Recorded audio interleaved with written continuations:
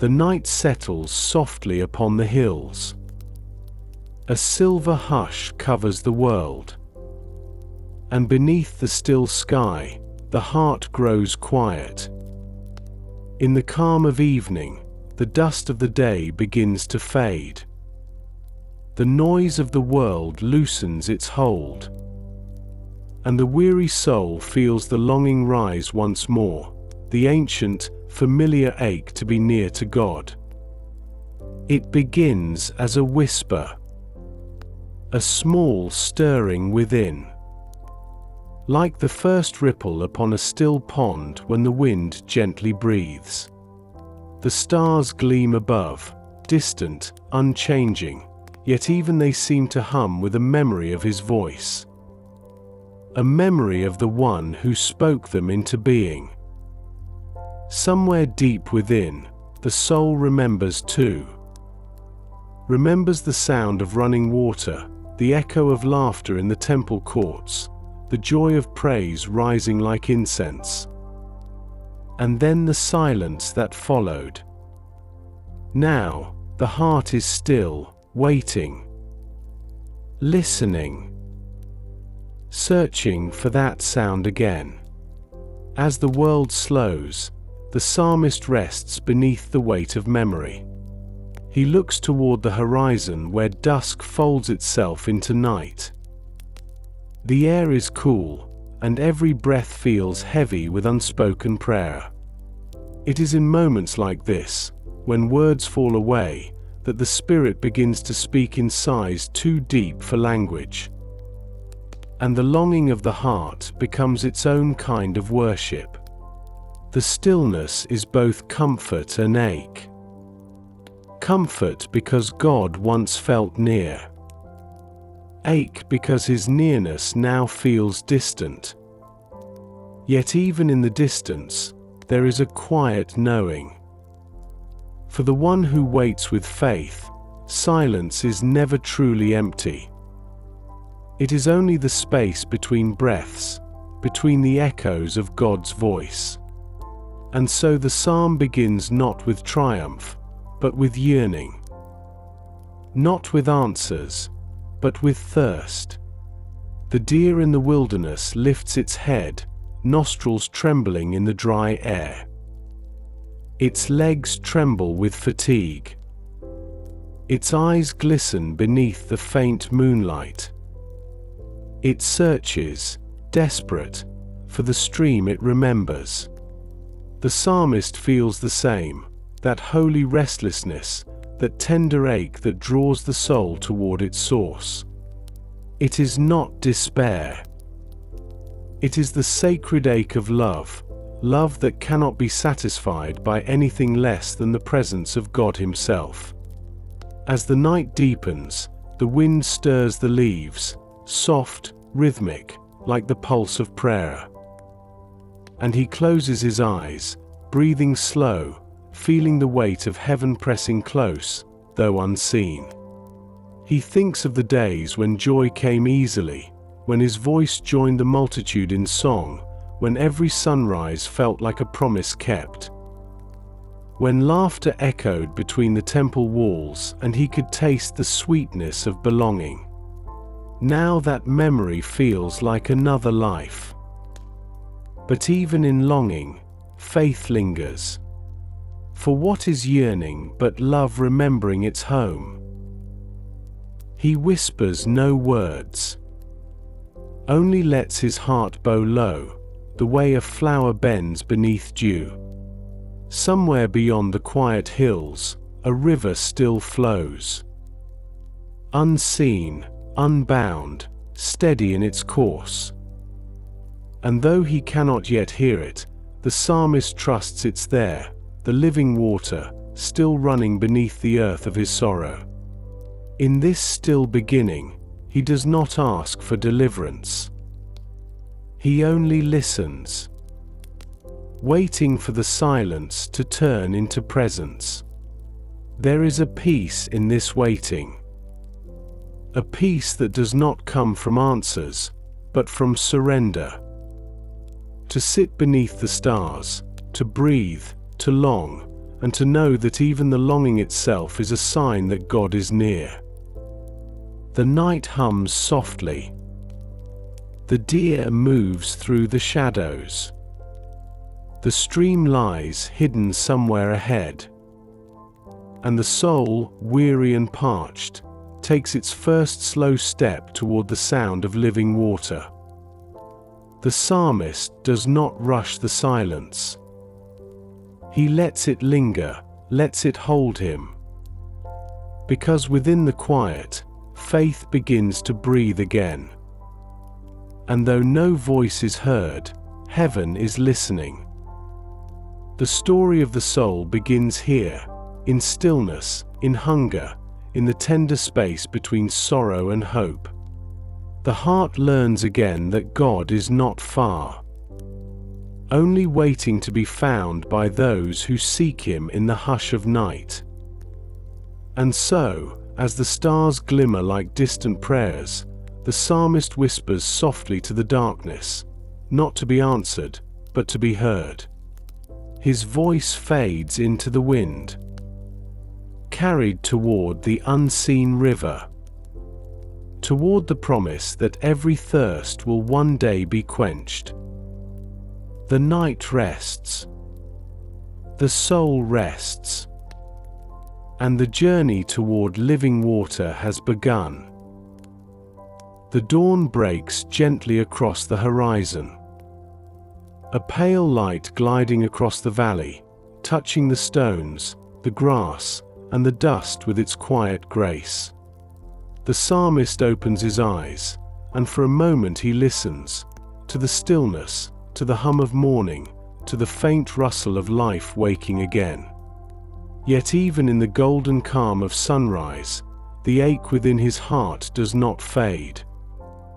It deepens, like thirst that grows sharper at the thought of water. Each breath feels heavy, like carrying the weight of prayers unanswered. He lifts his gaze toward the hills where mist clings to the edges of rock and earth. Those same hills where, once upon a time, he led the procession of worshippers up to the house of God. Laughter, cymbals, voices, they echo faintly in his memory, now only ghosts of joy. The dryness inside him is not only of the body. It is the dryness of the soul. The kind that comes when one searches for the presence of God and finds only silence. When the heart cries, "Where are you?" and the heavens remain still. He walks slowly, feeling the sand crunch beneath his sandals. The wind warm and hollow as it passes through the ravine. Around him, the land stretches wide and bare, each ridge shimmering under the sun. There are no rivers here. No shade, no streams, only the quiet weight of longing. And yet, in that emptiness, he senses something sacred. Something hidden. The thirst itself feels holy, like a flame that refuses to die. For what is thirst but the body's reminder of what it needs most?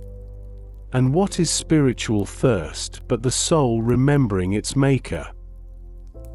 He stops, closes his eyes, and listens again. The heart always listens before it finds. Somewhere in the distance, perhaps miles away, a stream murmurs, faint, imagined, or real. He cannot tell, but the thought of it stirs hope. As the deer pants for streams of water, so my soul longs for you, O God. The words form in his heart before they reach his lips. They are not new. They are old as breath itself. A cry passed down through generations of believers who walked through their own deserts, who felt their own hunger for the divine. He imagines a deer, weary and trembling, crossing the heat of a wilderness, its tongue dry, its eyes searching. Every step weaker than the last, yet it keeps moving. Because something within it knows, the water is near. So too the psalmist walks. Each prayer is a step. Each tear, a drop of water upon the dust. He remembers the days when he could feel God's nearness, when every whisper of wind seemed to carry his presence, when even the stars looked brighter, and every heartbeat felt like a psalm. But now, he feels adrift. His spirit hollowed by the distance. Still, he walks. Because to stop would be to surrender to despair. And despair is not the end for those who believe, it is the beginning of deeper faith. The wilderness tests, but it also reveals. It strips away what is unnecessary, until only the essential remains, the raw, unfiltered hunger for God. The psalmist kneels beside a stone, places his hands upon it, and lets his head fall forward. Not in defeat, but in surrender. His tears fall silently, they are warm, living, salt upon the barren ground. And in their falling, something sacred happens. The dry earth seems to drink them. For even the ground, in its thirst, knows how to receive. And in that quiet act, of weeping, of releasing, a truth unfolds. Tears are prayers too. They carry what words cannot. They rise, unseen, into the heart of God. The psalmist feels a faint stirring within. Not comfort exactly, but assurance. The kind that comes when the soul, though aching, remembers who holds it. He does not yet see the river, but he knows it exists. Somewhere beyond sight, beyond the reach of weary hands, the living water still flows. Unbroken, unending. Waiting for the one who thirsts to find it again. The sun climbs higher, burning the mist away. The heat presses down upon his shoulders, yet he does not curse it. Because he knows that the same sun that scorches also guides. The same light that reveals the desert also points the way home. He walks again, slowly, deliberately, not toward certainty, but toward faith. For the soul's journey is not about finding answers quickly. It is about learning to trust even when the cup is empty. And as he moves through the desolation, the words rise again, not as a cry this time, but as a promise whispered into the wind. My soul thirsts for the living God. When shall I come and appear before him? The question floats, tender and raw, across the heat. No reply comes. Yet within the silence, the psalmist feels something shift. For faith, even faint, is already the beginning of the answer. He breathes, slow and steady. The kind of breath that reminds the body it still lives. And the kind of stillness that reminds the soul that God still is. The world is dry, but beneath the dust, life waits. And the one who keeps walking, thirsty, weary, believing, will one day find that the river was not gone. Only hidden. Flowing quietly beneath the surface of the soul all along. The psalmist continues his journey. Not running now, but steady. Heart open, eyes lifted. And though his lips are parched, a small smile touches them, because thirst, when turned toward heaven, is already a form of worship. The day grows older, and the air grows thick with the heat of wandering, the psalmist moves slowly through the wilderness, one step at a time, his sandals stirring dust that glows like ember under the sun. Around him, the world hums in stillness, no wind, no birds, only the faint rasp of his breath and the steady beat of his heart. The ground is cracked and dry, the earth thirsts with him, and in that mirrored desolation he feels less alone. Each rock glistens with memory, as if the land itself remembers rain, remembers the song of streams that once danced across its surface, remembers life before the drought.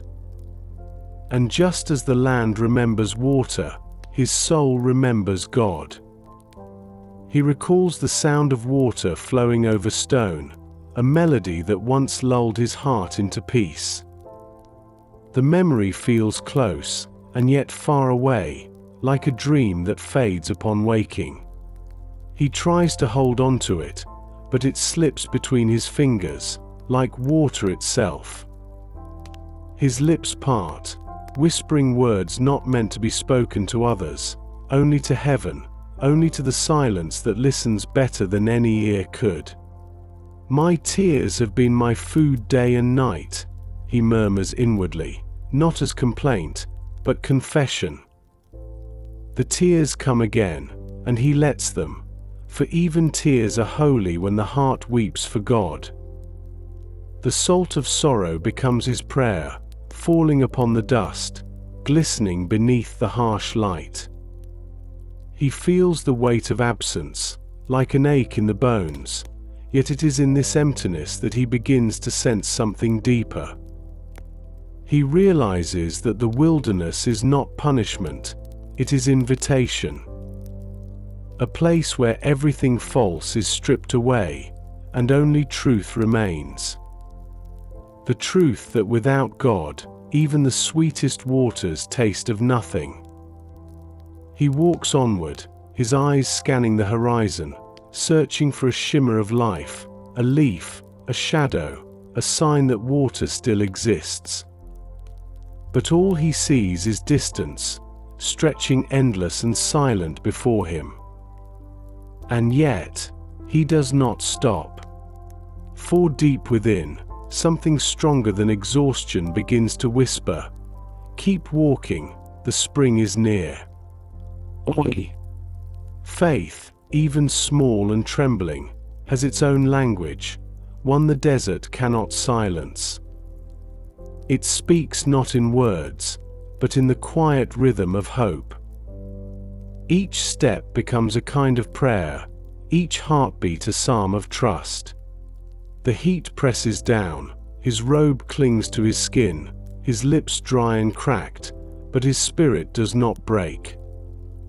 He lifts his eyes to the sky, and the vastness reminds him of God's mercy, endless, unmeasured, always reaching. The clouds drift like memories of grace, slow and weightless, and he wonders if perhaps God hides in their passing. Sometimes, he thinks, God teaches the soul by absence, the way the desert teaches the seed to root deeper. Only through thirst does the heart learn where true water lies. And though his body aches, his soul begins to sing softly within him, a melody made of longing and trust and the faint echo of worship remembered. He remembers the pilgrims' songs, their feet moving in rhythm up the holy hill, the sound of harps, the joy that overflowed like rivers in spring.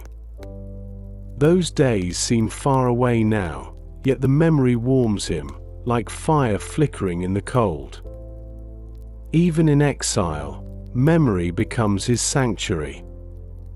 It holds what the present cannot give, a reminder that what once was joy can be joy again. He rests beneath a lone fig tree, its branches bare, its roots clinging stubbornly to the earth.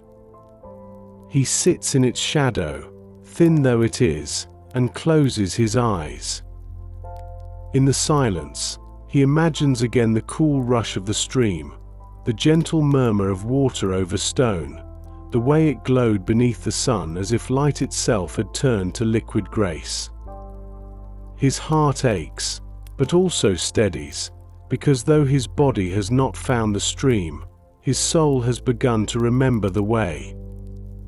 He takes a slow breath, letting the air fill his lungs, letting his spirit settle into the stillness.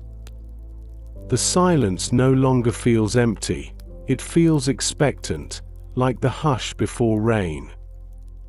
And in that moment, a small realization stirs within him, that perhaps the journey itself, the hunger, the longing, the waiting, is already part of the river's flow. For what draws the thirsty forward, if not the unseen current of grace that calls them home? He opens his eyes again, the sun lower now, shadows stretching long across the valley. The light softens, and the sky turns gold, then amber, then the deep blush of dusk. He stands, steadying himself, his hand brushing the trunk of the fig tree, and whispers within his heart, "Even here, you are near." Oi. No answer comes, yet he feels peace in the pause. He begins to walk again, through the cooling air, as night descends once more upon the desert of his soul. The stars awaken, one by one, and he moves toward them as if they were drops of light spilled from the river of heaven.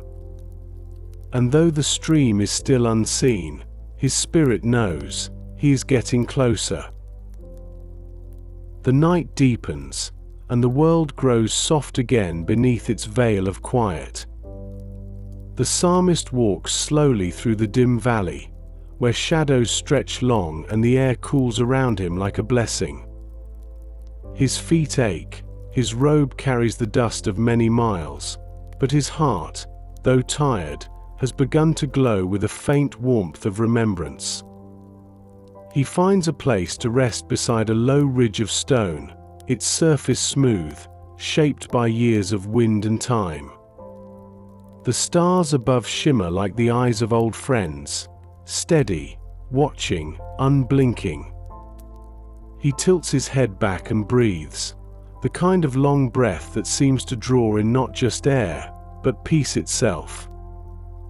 In the stillness, memories begin to return, gentle at first, like ripples upon quiet water. He remembers the river.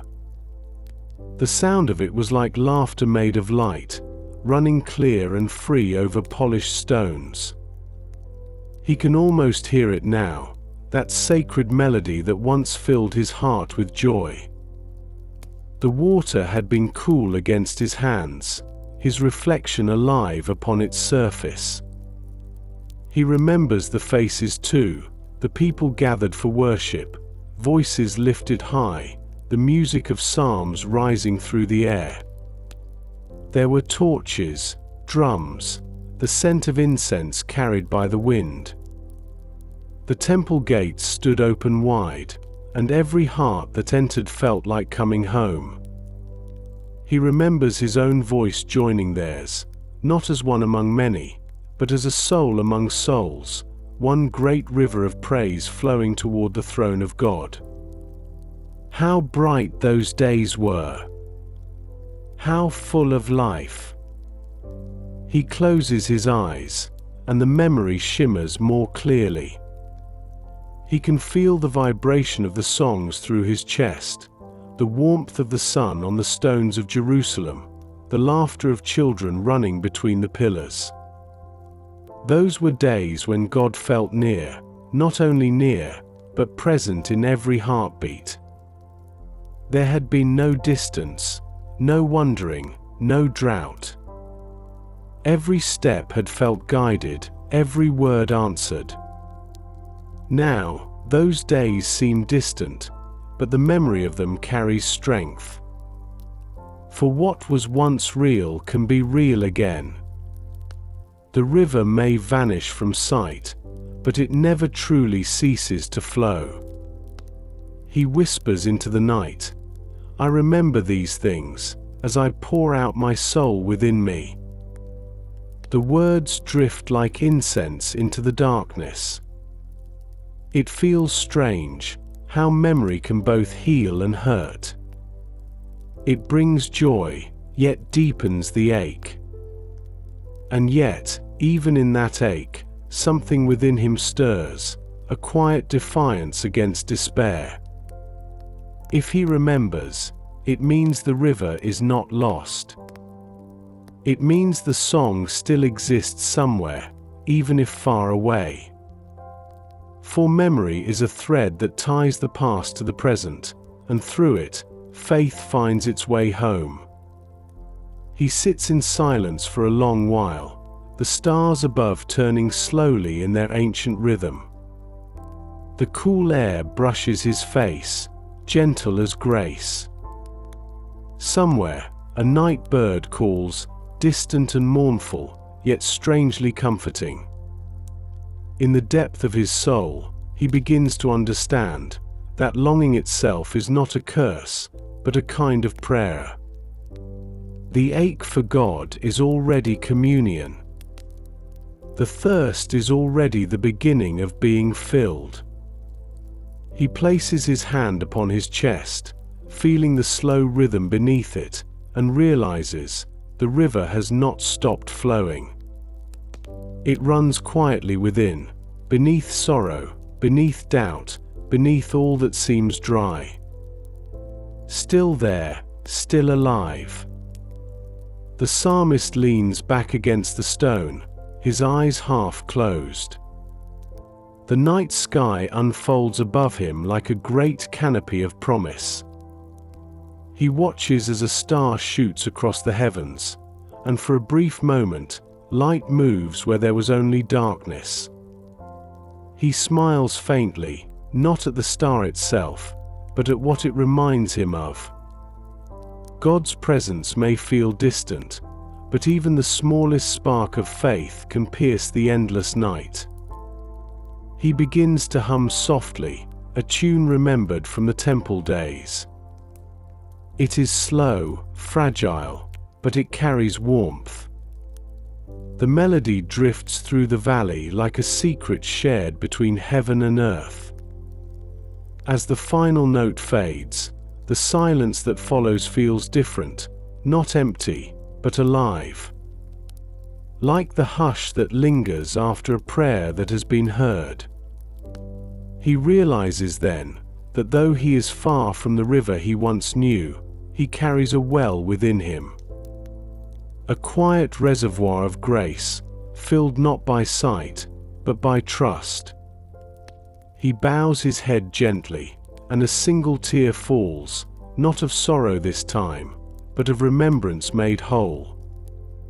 The kind that flows when the soul begins to believe again. He lies down upon the stone, the earth cool beneath him, and lets his eyes close. The wind whispers through the valley, sounding almost like water. And as he drifts towards sleep, he feels again the rhythm of that ancient stream, moving not beside him, but within. Soft, steady, eternal. The night watches over him. Heaven is near. And somewhere unseen, the river still sings. The first light of dawn glimmers faintly over the horizon, pale and tender, like a quiet promise unfolding across the sky. The psalmist stirs from rest, his eyes opening to the slow shimmer of morning dew gathering upon the stones. The world feels softer now, gentler, the kind of stillness that follows after a long night of tears. He sits upright slowly, hands resting on his knees, eyes distant, remembering how his heart had poured itself out in the darkness.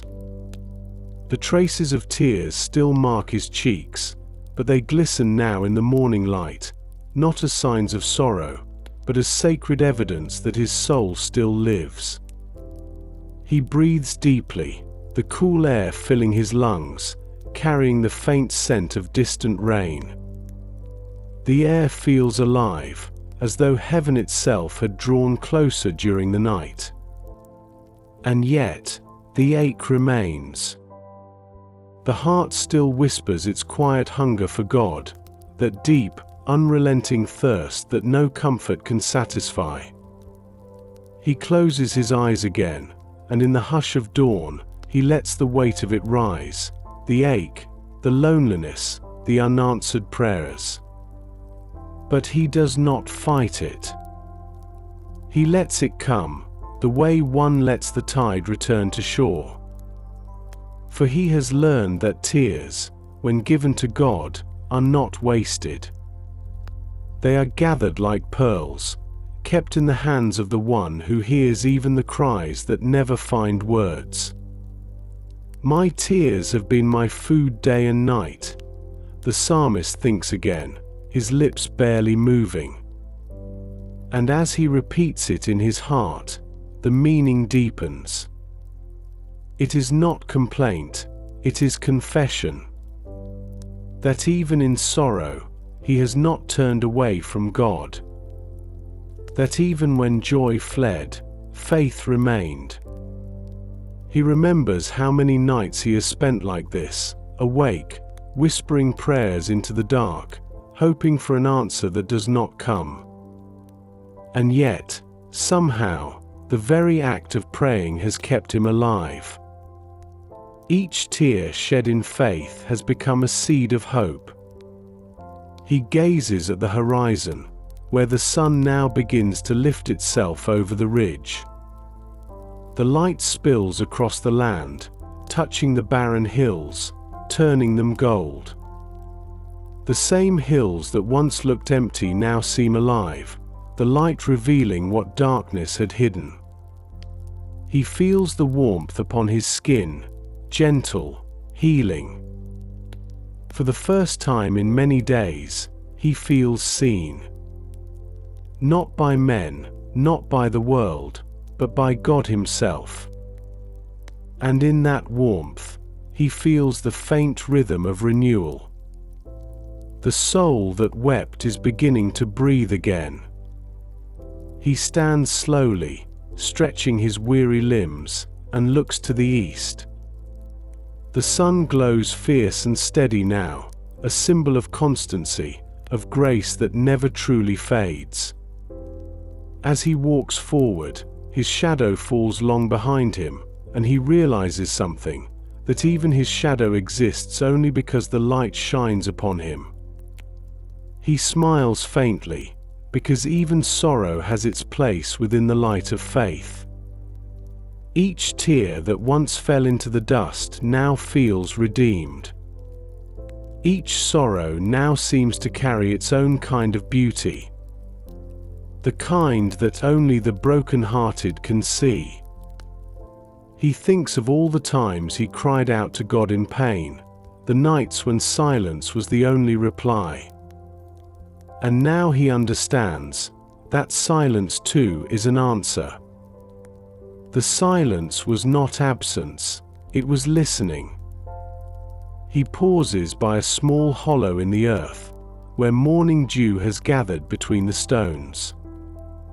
He kneels, cupping his hands, lifting the cool droplets to his lips. The water is little, but it is enough. He drinks slowly, letting it touch his tongue, and something within him awakens. It is not the taste of dew, but the taste of mercy. For even in the smallest of gifts, God's presence is found. Even in tears, there is grace. He stays there for a while, watching the sunlight dance upon the water, small, fleeting reflections that glimmer like hope itself. The desert still stretches vast around him, yet it no longer feels empty. The difference is not in the world, but in his heart. For now, he knows that God is here, not only in the temple, not only in the songs of multitudes, but here, in the dust, in the thirst, in the quiet where only tears speak. He closes his eyes, and lets the warmth of morning settle over him. His tears, his prayers, his silence, all of it, woven together like threads of a single tapestry. None of it wasted, none of it unseen. And in that moment, something changes, not outside him, but within. The ache does not vanish, but it softens. The thirst remains, but now it feels holy. The longing becomes peace. He bows his head once more, not in defeat, but in quiet surrender. And the words form silently within him, "Blessed are those who hunger and thirst, for they shall be filled." Oi! The morning hums softly, the first bird begins its song, and his heart, though fragile, begins to echo that same music. The tears that once fell as sorrow now glisten as offering. And in their shimmering silence, the psalmist knows, God is listening.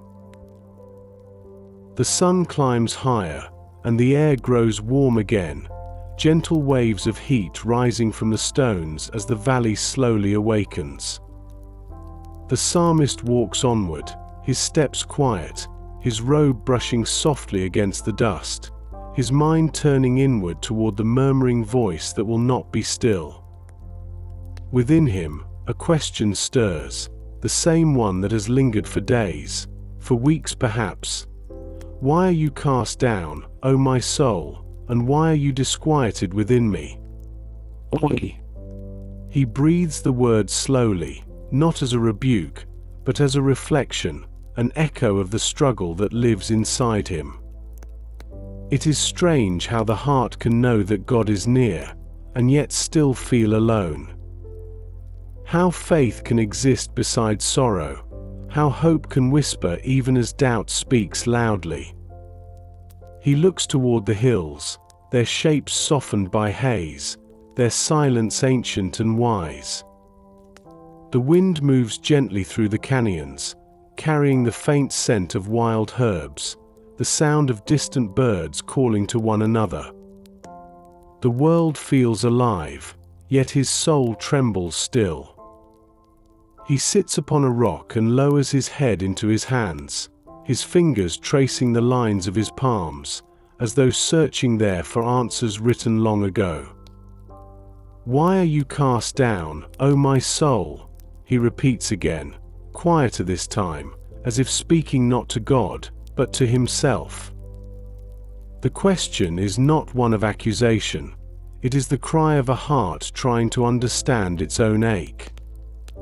For even when faith burns bright, sorrow can still cast its shadow.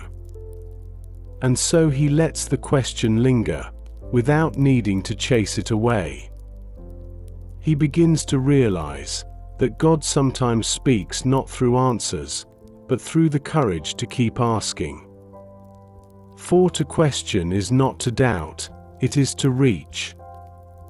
And every reaching hand is already a form of prayer.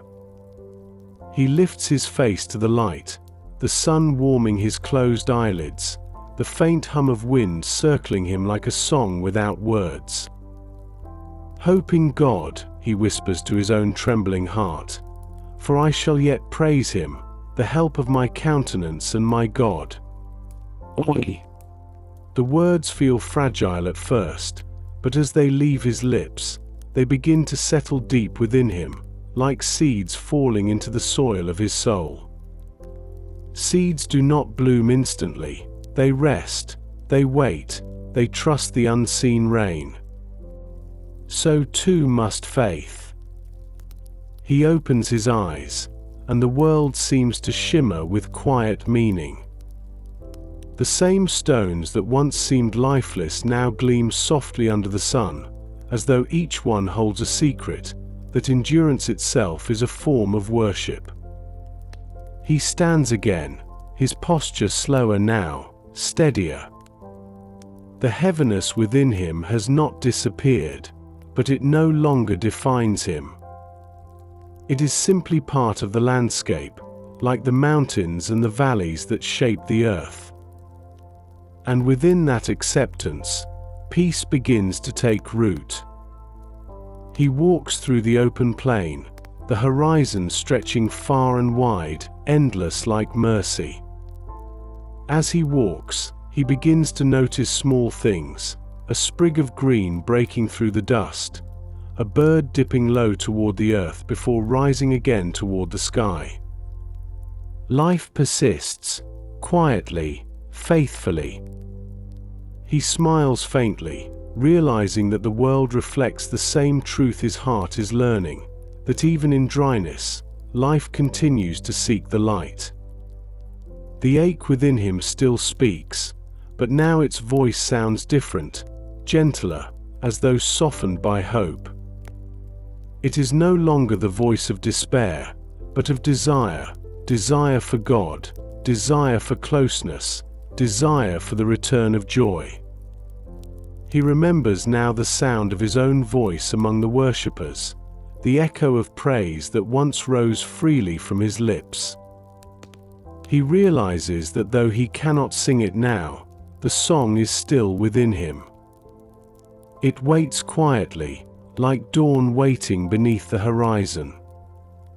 He sits again for a moment upon the ground, the earth firm beneath him, and places his hand over his heart. Hoping God, he whispers again, the words slower this time, drawn out between pauses of breath, for I shall yet praise him. And in that whisper, the trembling inside him begins to still. He does not yet feel whole, but he feels held. The pain remains, but beneath it, a calm begins to grow. It is not the loud joy of triumph, but the gentle peace of trust. He knows now that to walk through the wilderness is not to be forgotten, it is to be formed. The desert is not the absence of God, it is the place where faith learns to see him differently. He exhales slowly, the sound soft, almost like a sigh of surrender. The wind carries it away, and he imagines it rising upward, joining the unseen music of heaven. He looks once more at the sky, vast, endless, golden at the edges. Somewhere beyond it all, God listens. Somewhere beyond sight, mercy moves like unseen waters through the deep places of the heart. And as the psalmist continues his journey, one truth begins to take shape within him. That faith is not found in the absence of struggle, but in the quiet strength to keep walking through it. The question still lingers, why are you cast down, O my soul? But now it feels different. It no longer sounds like despair. It sounds like prayer. It sounds like the voice of a soul learning to trust the silence. He breathes in the warm air, steady, slow, and steps forward again. And as he walks, the question fades into peace, the peace that comes not from answers, but from knowing that the one he seeks walks with him still.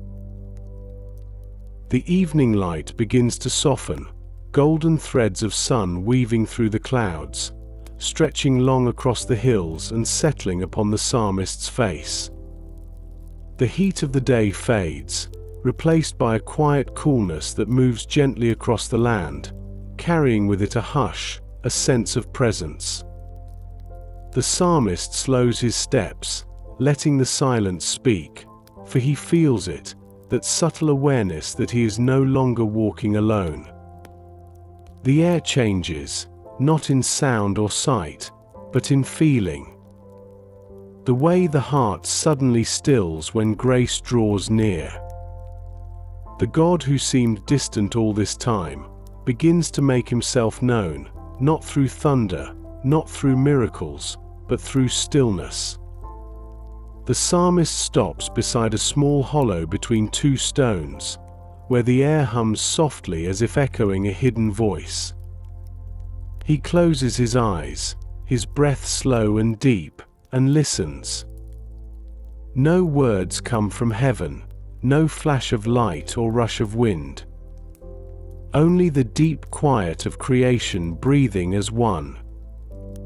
Yet within that quiet, something stirs. It is not a sound the ear can catch, it is a movement of the soul, a knowing that does not need explanation. He feels it first as warmth, not on the skin, but within. Then as peace, faint at first, then steady. A peace that does not remove sorrow, but sits beside it, holding it gently. He realizes then that God's presence does not always come to rescue, sometimes it comes to accompany. To walk beside, to listen, to simply be. And that, too, is love. The psalmist opens his eyes slowly, and the world looks different. The same stones, the same dry air, the same long horizon, yet everything glows faintly, as though lit from within. The valley feels alive, the silence vibrant, and in that moment he knows, the silence was never empty. God was here all along. Not absent, not ignoring, but waiting.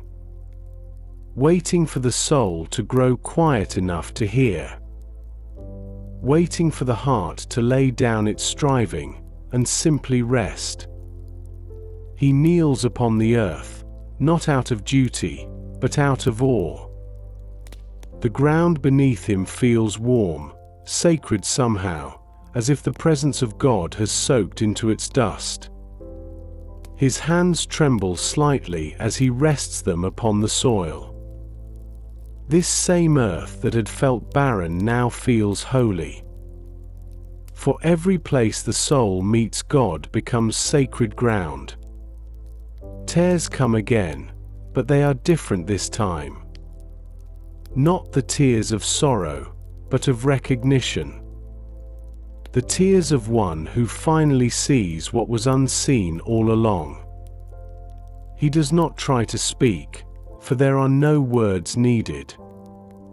Every breath, every heartbeat, every tear becomes its own form of worship. The wind moves gently across his face, and he feels it like a hand brushing away his fear. He whispers softly within himself, "You were here, even in the silence." The realization fills him with quiet wonder. For so long he had searched for signs, thunder, fire, visions, voice. But God had come as stillness.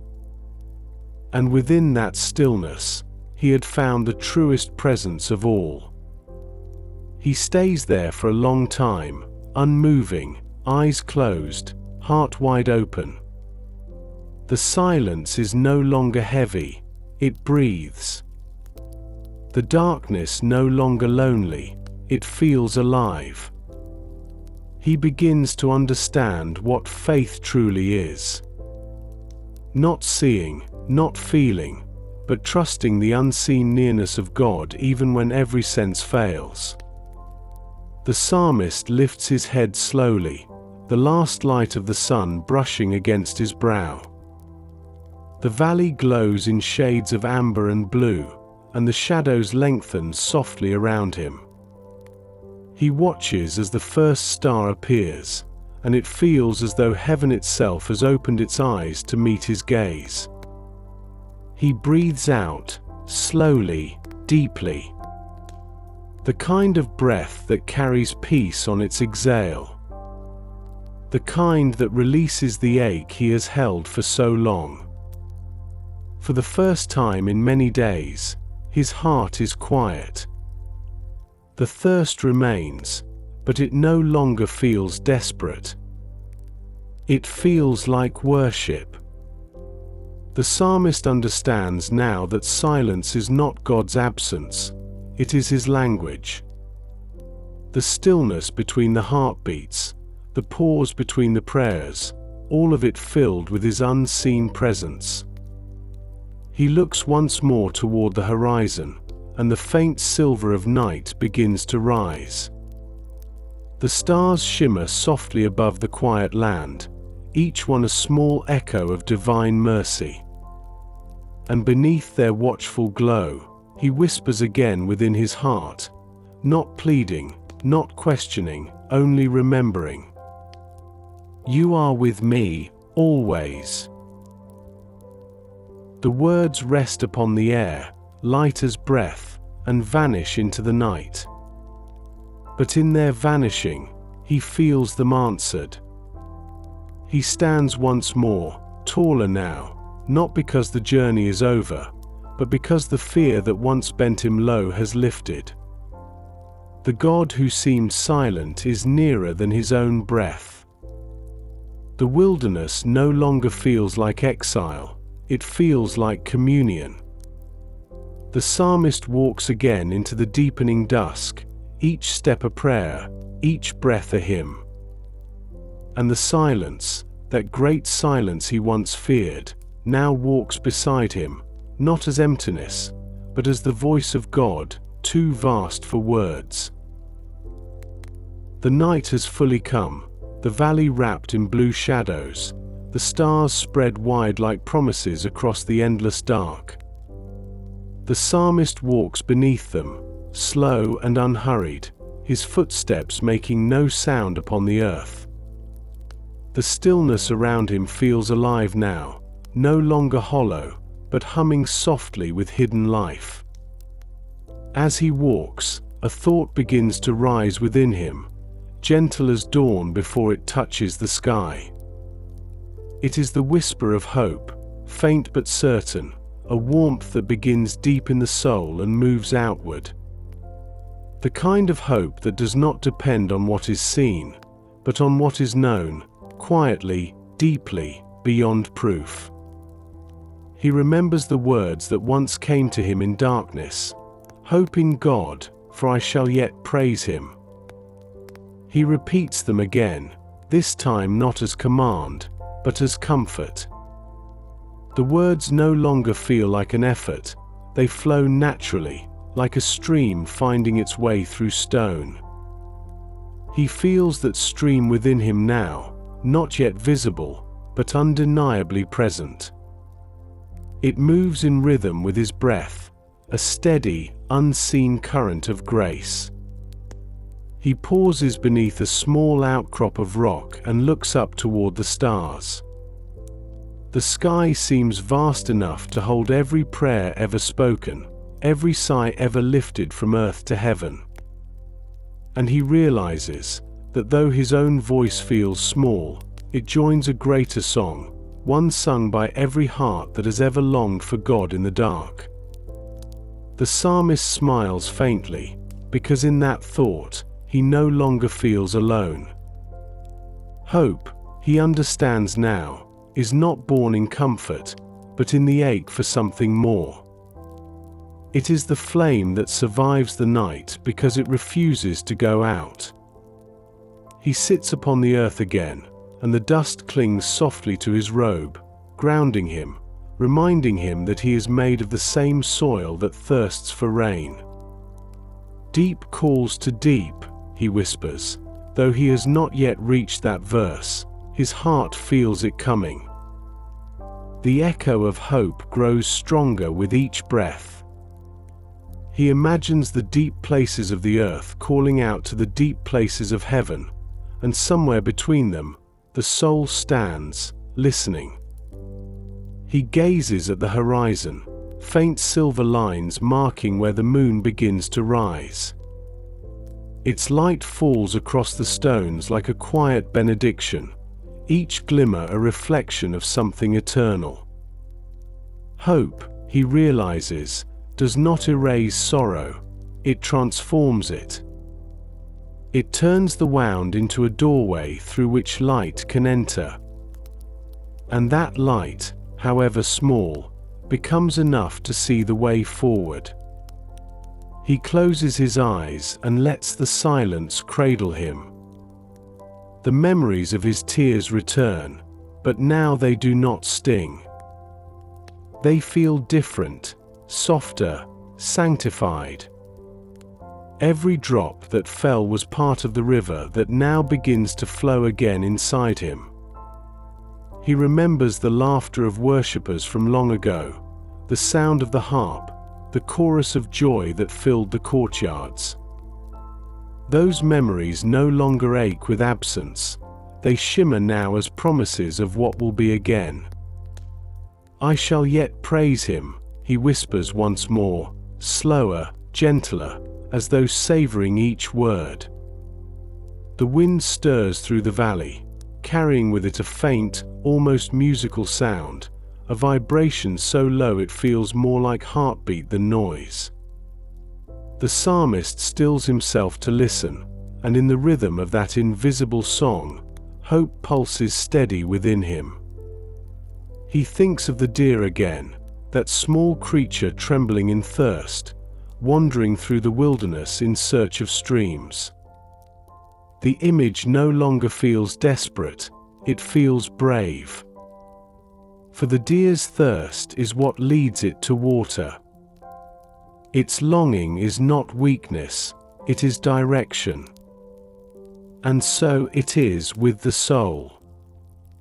The ache for God is not emptiness, it is compass. It points the heart toward the one it loves most. The psalmist's hands rest upon his knees, palms open to the sky.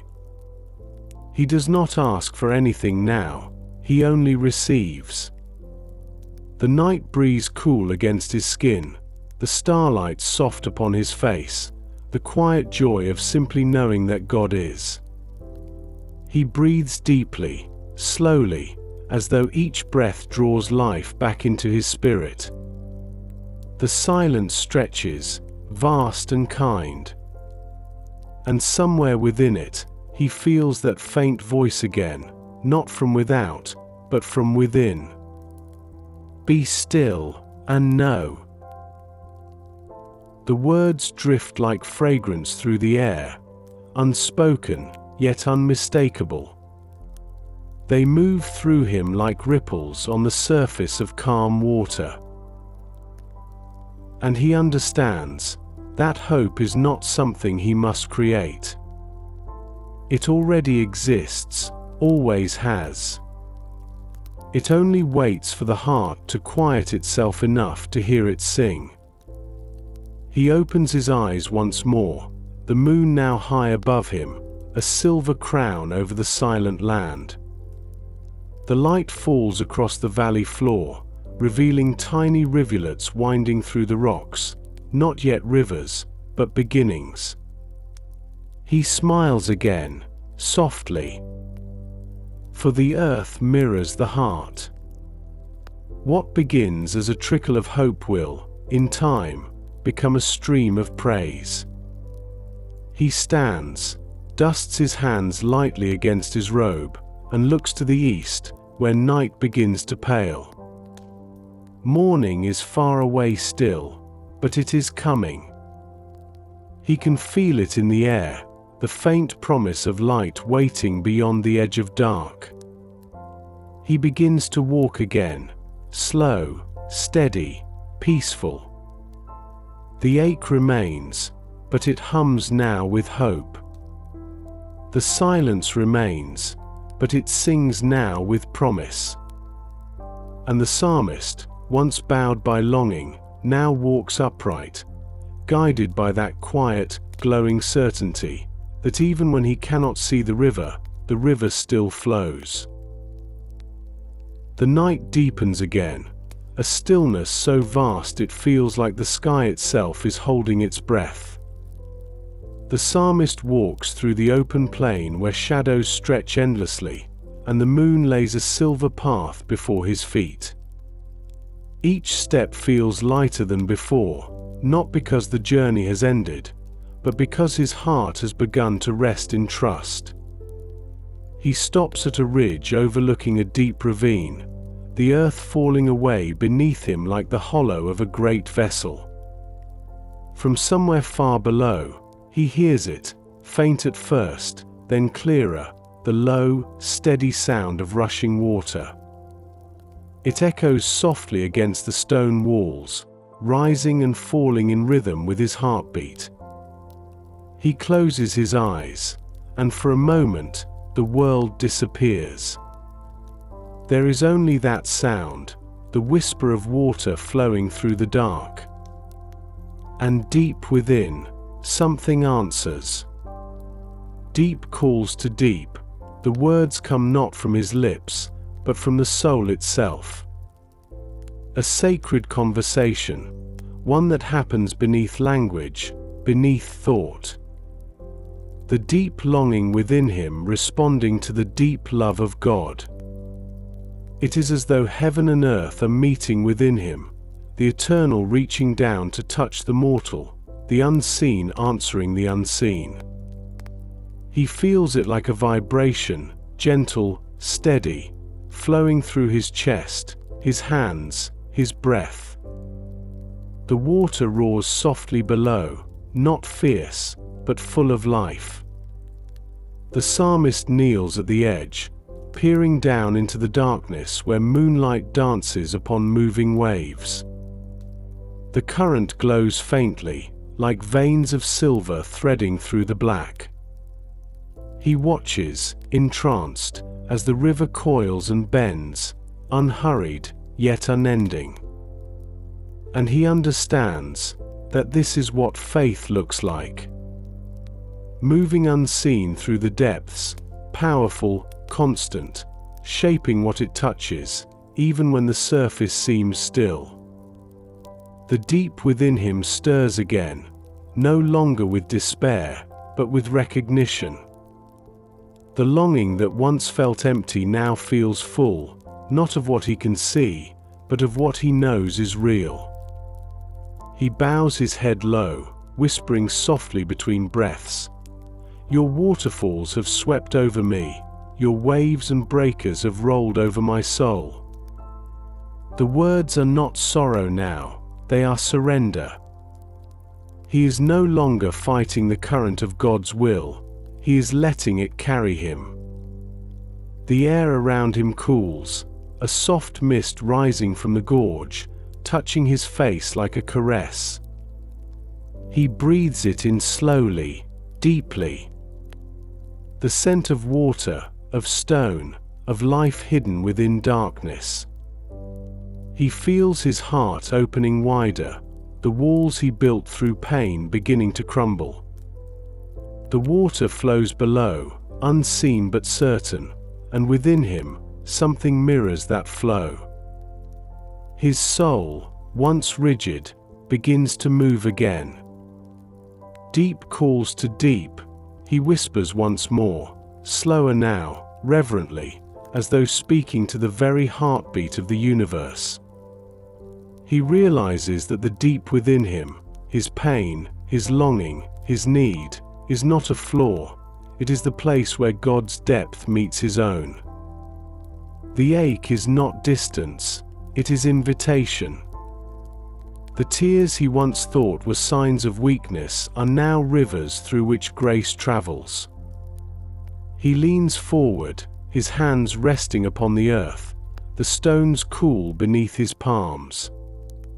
For a long while, he stays that way, eyes closed, breathing with the rhythm of the river. And in that still communion, he feels it, the unspoken exchange between creature and creator. The deep of man calling to the deep of God, and God answering, not in thunder or fire, but in flow. In the steady, unending current of love that moves unseen through everything. The sound grows louder in his ears, not because the river has changed, but because his heart has. Where once there was only longing, now there is recognition. What he sought outside, he has found within. He whispers softly into the night, "You are my God in the day and my song in the night." The words drift upward, carried on the rising mist. The wind takes them gently, spreading them across the valley like a prayer that does not end. Above him, the stars shimmer brighter, their reflections quivering upon the surface of the moving water below. Heaven and earth mirror each other now, both alive with light and motion. He sits back slowly, his eyes glistening, his breathing calm. For the first time in a long while, he feels truly known. Not for his strength, not for his sorrow, but for his being. Known by the one who formed the river, and the thirst that leads to it. He lifts his gaze once more to the sky, vast and boundless. He knows that the God who made the depths of the sea also made the depths of the soul. And if the waters of earth never stop moving, neither will grace. The night hums with quiet peace. The psalmist closes his eyes and lets the sound of the river wash through him. Every worry dissolves, every wound softens. The deep within him has found its echo in the deep of God. He whispers one final time before the words fade into breath, "In your depth, I find mine." And as the night stretches onward, the river flows beneath, steady, eternal, unseen. And above, the stars shine upon the waters like the eyes of heaven watching over the heart that has finally learned to rest. The sound of the water deep below lingers in his mind, steady, patient, eternal. The psalmist rises slowly from where he had knelt, the faint mist still clinging to his robe, glimmering softly in the moonlight.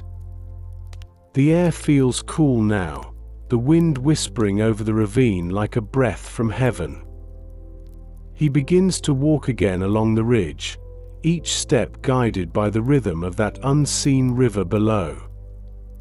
As he walks, the sound grows fuller, not louder, but deeper. It seems to move through him rather than around him. Each wave, each fall of water upon stone, carries meaning, not of chaos, but of divine design. He stops and listens carefully, and it feels as though the river itself is speaking. He hears it say that life, like water, must flow.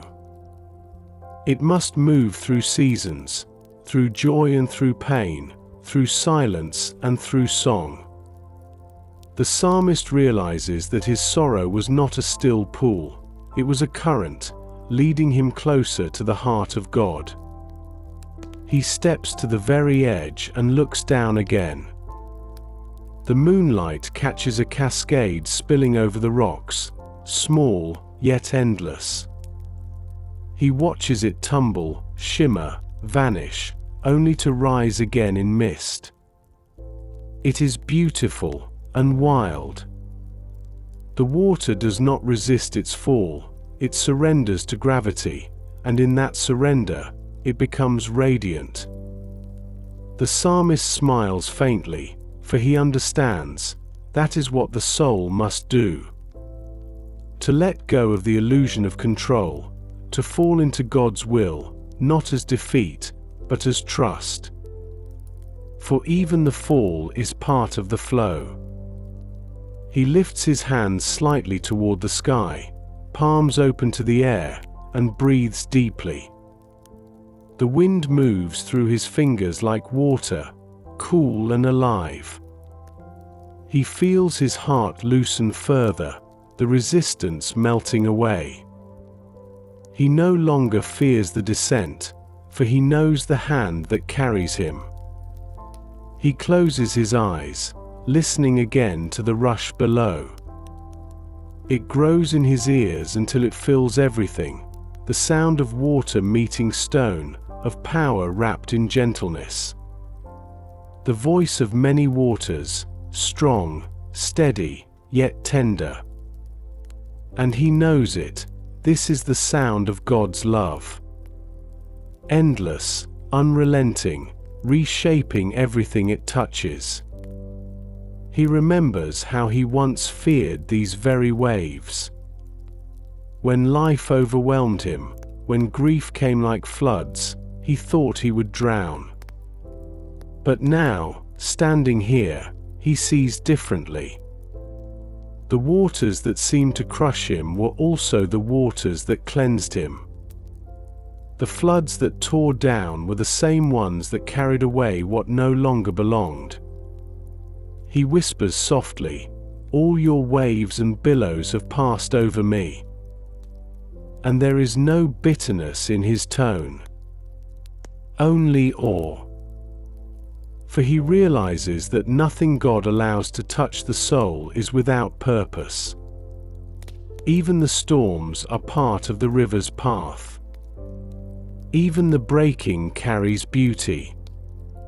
The wind rises slightly, sweeping through the valley, brushing his hair across his face. The trees on the distant slopes sway like worshippers in silent prayer. The moonlight glimmers on their leaves like drops of mercy. He feels the world breathe again around him, not still, not empty, but pulsing with divine life. He kneels once more, his hand touching the earth, cool and solid beneath him. The ground vibrates faintly with the rhythm of the river below. That pulse, that sound, it feels like the heartbeat of God echoing through creation. And he marvels that somehow, he can hear it. He realizes then, that even when he thought he had been alone in silence, the river had always been flowing beneath his sorrow. The presence of God had never left. It had only moved unseen through the hidden depths. He bows his head and whispers, "Your steadfast love will command the day, and your song will be with me in the night." The words rise from deep within him, not recited, but lived. Every syllable soaked in the truth he has found in the waters below. He lets the silence follow, unbroken. The stars gleam bright above him, mirrored faintly in the restless waves below. Heaven above, heaven beneath. God above, God within.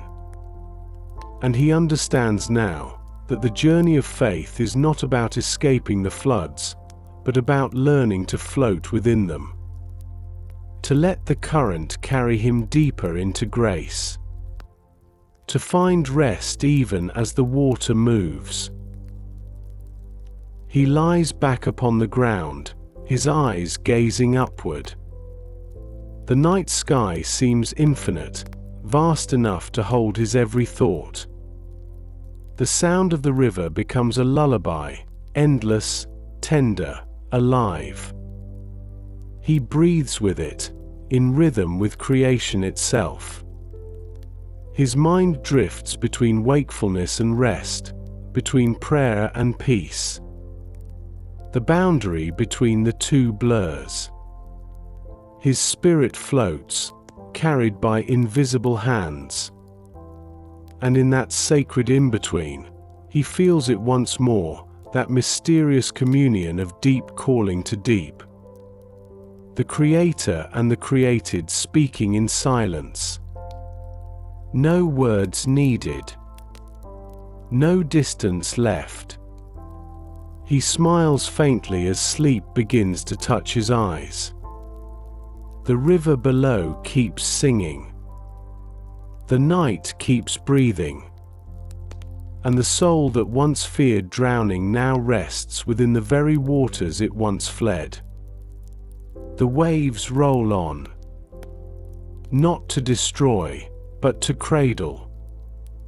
Not to end, but to renew. And as the psalmist drifts into stillness, he knows, even in the depths, God is near. Even in the rushing of waters, peace can be found, The sound fades into his dreams, the sound of grace itself, endless, flowing, eternal. The night passes gently, and the first blush of dawn begins to touch the edges of the sky. A pale light stretches slowly over the hills, quiet, soft, like a hand brushing across the face of the earth. The psalmist stirs from sleep, his body heavy with rest, his spirit calm. The sound of the river remains in the distance, steady and low, like the heartbeat of peace itself. He sits upright, his robe damp with dew, the air cool upon his skin. The stillness around him feels sacred, as though heaven itself has paused to listen. The birds are not yet singing, the wind has not yet risen, and in that perfect hush, he senses the closeness of God more clearly than ever before. He whispers softly into the dawn, "The Lord will command his loving kindness in the day, and his song shall be with me in the night." The words feel alive now, not a verse remembered, but a truth revealed. He understands them with his whole being. God's kindness in the day, God's song in the night. Light and dark, both filled with presence. He breathes in deeply, letting the cool air fill him, letting it remind him that even breath itself is grace. Each inhale, a gift. Each exhale, an offering. The rhythm of life sustained by the same hand that guides the river through the rocks. He stands slowly and walks toward the rise of light. The sun's edge peaks over the horizon, and golden warmth spills across the land. The water below glimmers faintly now, silver turning to gold. The world feels reborn. And within him, another song begins to stir. Not sung aloud, but whispered by the heart. A song without melody, without words, yet full of meaning. The kind of song that only the soul can hear. It is the song of belonging, of being held even in the night's silence. The song of one who has learned that even the darkness carries God's voice. The song of trust reborn from tears. He closes his eyes and listens to that inner melody. It hums softly through him, the echo of something eternal. Every breath seems to move in time with it. He feels peace, deep, still, honest. Not the peace that denies sorrow, but the peace that grows from within it. He begins to walk slowly along the river's edge. The water glides beside him, calm and sure. He watches it reflect the morning light, ripples catching the sun like liquid glass. He marvels at how something so fluid can seem so strong. How something unseen yesterday can appear so alive today. He realizes that God's mercy works the same way. It flows unseen through the nights of sorrow, only to glisten again when morning returns. The presence that seemed absent was never gone. It was moving quietly beneath the surface of pain, preparing to rise at dawn. He kneels and dips his hands into the cool water. It flows between his fingers, smooth, clear, endless. He cups it gently, lifting it to his lips. The taste is sweet, living. It is more than water, it is remembrance. It is promise. It is God's voice turned liquid. Tears gather in his eyes again, but this time they mix with the water, sorrow and grace becoming one. And in that merging, he feels whole. He sits by the riverbank, his reflection shimmering in the moving current. It wavers, shifts, disappears, then returns. He smiles faintly. For so long, he tried to hold his image steady, to understand himself clearly. But now he sees that to know God is to accept change. The reflection will move because the water moves. Faith flows. The heart bends. And in that motion, truth is found. The morning grows brighter. The valley awakens with soft sound, birds calling, leaves trembling, the faint rustle of new life. The psalmist listens with quiet joy. He realizes this, that God's song is not only in the temple or the harp or the choir. It is in the sound of morning wind, in the flow of rivers, in the simple act of being alive. He whispers a quiet prayer, not of request, but of gratitude. Thank you for the night that taught me to listen, and for the dawn that taught me to see. Oi! He feels that prayers settle into the air, invisible yet lasting. He no longer needs words to speak his faith. The river speaks for him. The light sings for him. The very silence between sounds hums with the melody of God's presence. He leans back upon the grass, the sun warming his face, and lets his eyes close again for a moment. The birds' songs weave gently through the sound of the flowing water. Together they form a hymn without beginning or end. A hymn that does not need structure, because it is life itself singing. And as he rests there, surrounded by light and sound, he understands something deeper, that faith is not only for the temple or the prayer or the sacred hour. It is the river through every moment. It moves beneath joy and sorrow alike. It carries every heart that listens. He smiles faintly once more, the sound of the river still whispering near. The song of God, soft as the breath of dawn, wraps around him like a cloak of peace. And though his eyes close again in rest, his spirit remains awake. Awake to the endless truth, that day and night alike are filled with his presence. That every moment sings of love. That even silence is music. The day grows bright and full, sunlight spilling across the valley in soft golden waves, every blade of grass shimmering with quiet joy. The psalmist walks slowly along the river's edge, his shadow stretching behind him, long and peaceful. The world around him hums gently, the sound of life awakening after long stillness. Yet beneath that harmony, a faint dissonance lingers. He hears voices in the distance, not friendly ones, echoes of mockery carried on the wind. "Where is your God now?" they whisper, the tone sharp, thin, like dry reeds in the breeze.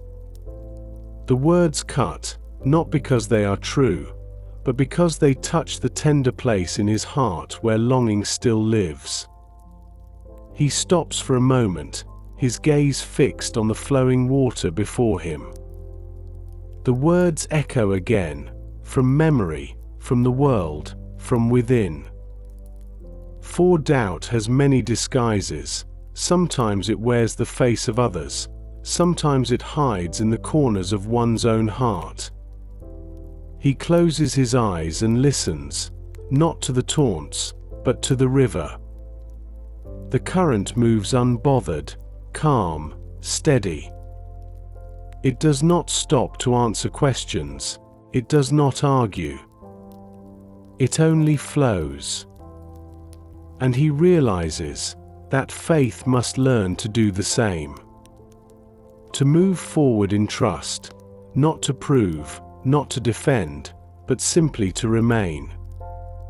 The words of the mockers fade into distance, but their shadow lingers. For even when one has seen the river, heard the still voice, felt the peace, the world still questions. It doubts what it cannot touch. It mocks what it cannot understand. The psalmist lowers himself to the ground and sits quietly. The sun warms his face, the earth firm beneath him. He lets the ache rise again, that human ache of wanting to see what faith has already promised. He whispers softly, "My soul thirsts for God, for the living God. When shall I come and appear before him?" Oi. The words are not complaint this time, they are longing made pure. A desire not for signs or answers, but for presence. He understands now that faith is not the absence of questions, it is the choice to keep loving God through them. To keep walking, to keep listening, even when the world mocks and the heavens stay silent. The river glimmers before him, light skipping across its surface like laughter. The same river that had roared through the night now moves gently beneath the sun.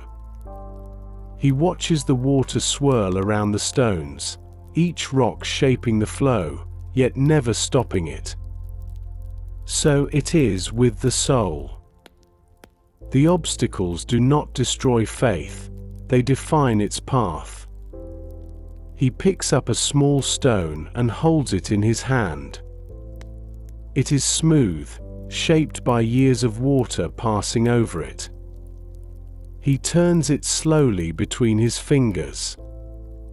The stone once resisted the river, but in time, it surrendered, and the river made it beautiful. He smiles faintly, because he understands what the stone could never say. That the water's touch, though unrelenting, is mercy. That surrender is not loss, it is transformation. He sets the stone back down upon the earth and whispers, "So too with me, Lord, let your grace shape me." The words drift into the air, carried off by the wind like prayer. He stands again, his shadow smaller now beneath the noon sun. The light is bright, almost blinding. Yet it does not frighten him. For he knows now that light and darkness both reveal the same truth, that God is near, even when unseen. He walks slowly along the path beside the river, and with each step, the voices of mockery fade, replaced by the sound of life, insects buzzing, water murmuring, leaves rustling gently in the wind. Creation itself seems to whisper encouragement. Even the smallest sounds feel like comfort. The psalmist looks around and realizes something beautiful. The world has not changed, but he has. The same sights, the same sounds, the same questions remain, yet his heart now carries peace within them. The voices may still rise against him, but the river sings louder. He stops once more and kneels, cupping his hands to the water. He lets it flow through his fingers, over his wrists, down to the earth again. "You have been my song in the night," he murmurs, "and you will be my strength in the day." The words do not need to rise high. God hears them even as whispers. For the same spirit that moves through the river moves through the heart. He looks up toward the sky, bright and cloudless. The air glows golden around him. And he knows, though the world may doubt, though mockers may speak, though sorrow may still visit, none of it can drown the peace that now flows within. For the river inside him is not of this earth. It is living water, and it will never run dry. He takes another breath, deep, steady, calm. The river continues its endless hymn beside him. The sound of mockery has faded completely now. Only the song of faith remains. He whispers softly, "Hope in God, for I shall yet praise him."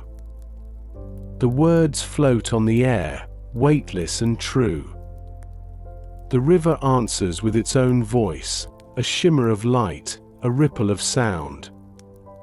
Together they form a single melody.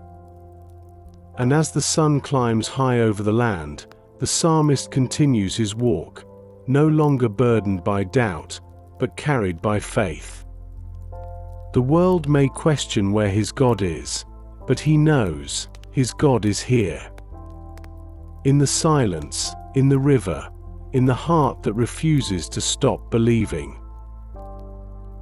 The afternoon light softens, stretching long across the valley as the sun begins its gentle descent.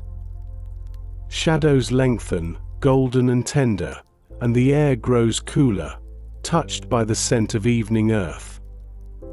The psalmist walks slowly beside the river still, its sound constant, its movement sure.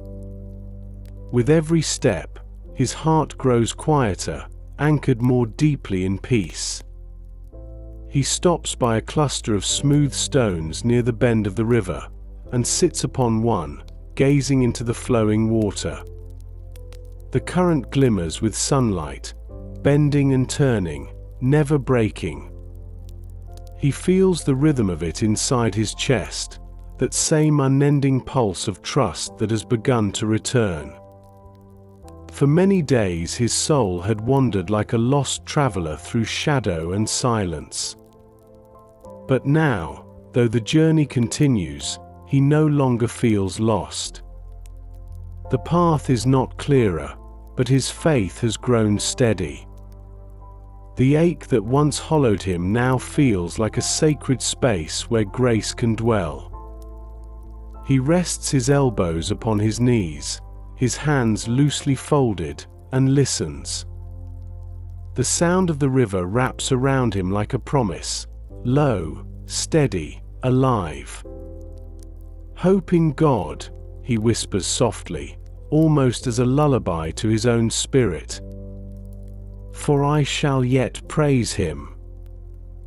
He feels the truth of it now, deep within his bones. Hope, not as an idea, but as a presence. A quiet companion that sits beside him even when the world falls silent. The same hope that carried him through the night now roots itself within him like an anchor. He looks at the sky, blue fading to amber, amber softening to rose. The light plays gently across the surface of the water, making it shimmer like glass. Each flicker reminds him of the constancy of God's mercy. Though the light changes, the source does not. He smiles faintly, because he sees how faith works the same way. It flickers with the movement of life, but the flame itself never dies. Even in the wind, it leans toward its source. He lowers his gaze again to the river and notices how the water swirls around obstacles, the way it curves gracefully around each rock, refusing to stop. He realizes then that strength is not the absence of resistance, it is the ability to move with it. The river's power is not in force, but in faithfulness. It keeps flowing. He breathes slowly, deeply. Each inhale a reminder of God's nearness, each exhale a release of the burdens he once carried. And in that rhythm, he begins to feel a quiet joy rise within him. Not the loud joy of celebration, but the soft, steady joy that comes from trust. He remembers the words again. Why are you downcast, O my soul? Oi. And he answers this time, within his heart, I am not downcast anymore, for you are the strength of my heart. Oi. He feels it, the gentle lifting within, as though his very spirit stands taller. The weight that once pressed upon him has turned into something different. Not a chain, but a foundation. The heaviness of experience becoming the anchor of wisdom. He looks again toward the horizon, where light and shadow meet. It reminds him of the balance of life, sorrow and joy, waiting and fulfillment, question and faith. Each needs the other to reveal its full beauty. Without night, the stars would never shine. He feels gratitude welling within him. Gratitude not for escape, but for endurance. For the strength that came not by avoiding the wilderness, but by walking through it with God. The wind moves gently through the reeds nearby, their soft rustle sounding like whispered prayers. The psalmist listens, and the simple beauty of it fills him with peace. He understands now that God speaks in every small thing, in water and wind, in silence and breath. Nothing is ordinary when seen through faith. He lowers his head in quiet reverence. The river moves beside him, never pausing, never tiring. And he realizes that this is how the soul was meant to live, not still and fearful, but flowing, trusting, ever moving toward the source. He dips his fingers into the cool water again. The current passes through, around, beyond. It does not cling, it does not hold back. And he learns something sacred from that peace is not possession. It is participation. To live within God's flow, not to grasp at it. He sits quietly for a long while, the sound of the river and the hum of the wind blending into one continuous hymn. The world feels perfectly in tune, heaven above, earth below, and his soul at rest between them. He whispers one more time, hoping God, for I shall yet praise him. The words ripple outward, mingling with the moving air. He imagines them traveling across the valley, carried into the unseen places where prayers go when they leave the lips of man. The sun begins to dip lower now, touching the mountains with gold. The air glows warm, filled with the gentle peace of day's end. The psalmist closes his eyes, and for a moment, all things feel still. His soul no longer drifts in despair. It is anchored in the deep, held by the same unseen hands that guide the river, shape the wind, and write the stars into the night. And though he knows the journey is not over, he is no longer afraid. For hope, quiet, steady, eternal, has become his companion. His anchor in the storm, his song in the silence. His faith reborn. The sun lowers itself toward the edge of the world, the valley bathed now in a soft amber glow. The air cools gently, and a hush begins to fall across creation, as though the earth itself pauses to breathe before night returns. The psalmist watches the shifting light dance across the water, gold turning to bronze, bronze deepening to shadow. The day that began with yearning now ends with peace. He stands at the river's bend, where the water slows and widens into a pool of mirrored sky. He gazes into its surface and sees the reflection of the mountains, the clouds drifting above them, his own face softened by the rippling light. He hardly recognizes it. The lines of grief still linger, but there is something new behind them, a calm born not from answers, but from trust. He breathes deeply, the scent of evening earth filling his lungs. The coolness carries memory, the memory of the mountain. His thoughts drift backward, to the days when he would ascend the holy hill. The stone steps beneath his feet, the songs rising around him, the trumpets announcing the presence of God. He remembers the echo of voices in the temple courtyard, the warmth of the sun upon the gates of Zion. He remembers the joy of worship, not the noise of it, but the unity, the countless hearts lifted together toward heaven. He smiles faintly, for the mountain had felt like home, the place where heaven and earth met. But now, as he stands far from it, he realizes something profound. The presence he once thought confined to that sacred place has followed him here.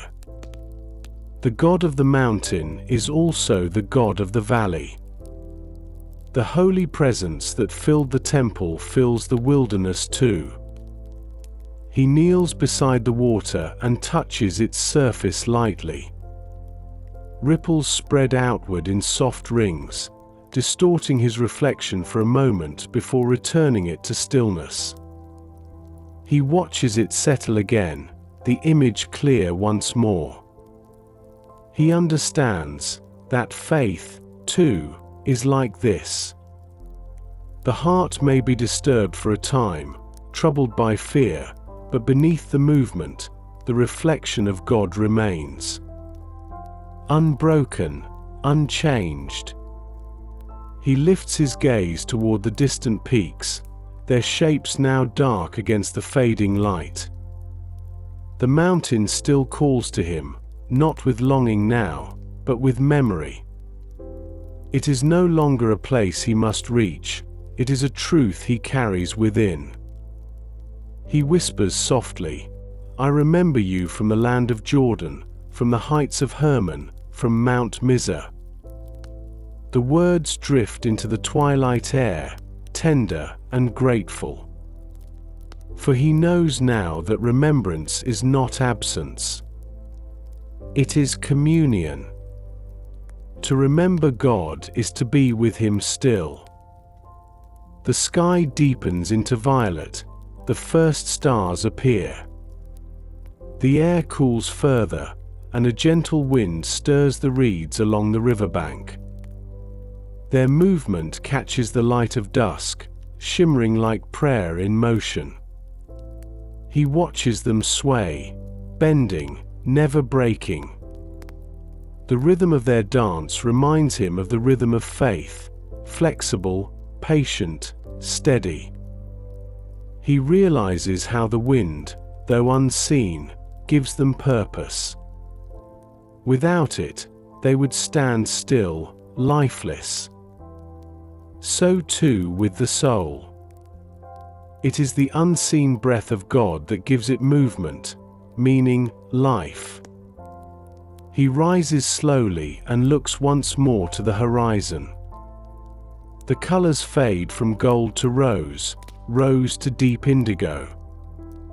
The stars multiply, scattered like blessings across the great expanse. And he feels small, yet not insignificant. For the same God who lights the heavens also lights the soul. The same hand that shaped the mountains has also guided every step of his wandering. He whispers within, "You have been with me in heights and in depths, in temple and in wilderness, and I have never been alone." The truth settles deep inside him, warm and solid. He feels its weight like an anchor in his chest, not heavy, but grounding. It steadies him against the currents of doubt. It keeps him rooted even as the night begins to fall again. He walks a few paces along the riverbank, and the first sound of night begins. Crickets calling softly, the faint flutter of wings, the gentle hum of the earth preparing for rest. The psalmist listens, and it feels like the world is praying. Every sound, every motion, another verse in the hymn of creation.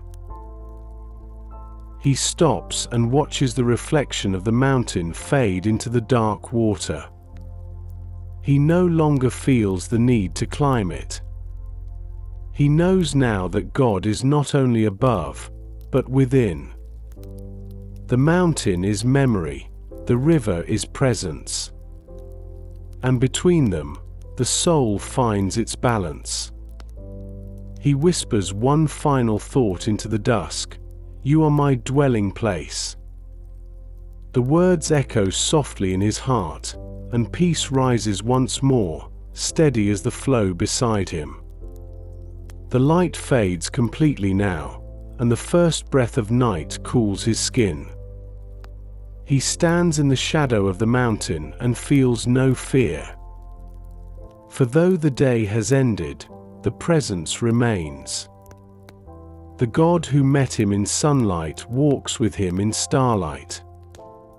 The journey continues, but now every step feels sacred. Every breath, a prayer. The psalmist closes his eyes, the river murmuring softly at his side. And beneath the stars, he rests in quiet reverence, not looking for the mountain anymore, because he has already found the God who dwells upon it. The night returns gently, wrapping the land in its soft, familiar stillness, the river gliding slow beneath the silver light of the moon. The psalmist sits once more beside the water's edge, his robe gathered around him, the cool air brushing against his face. The world feels quieter than before, as if the noise of sorrow has finally faded, leaving behind only peace.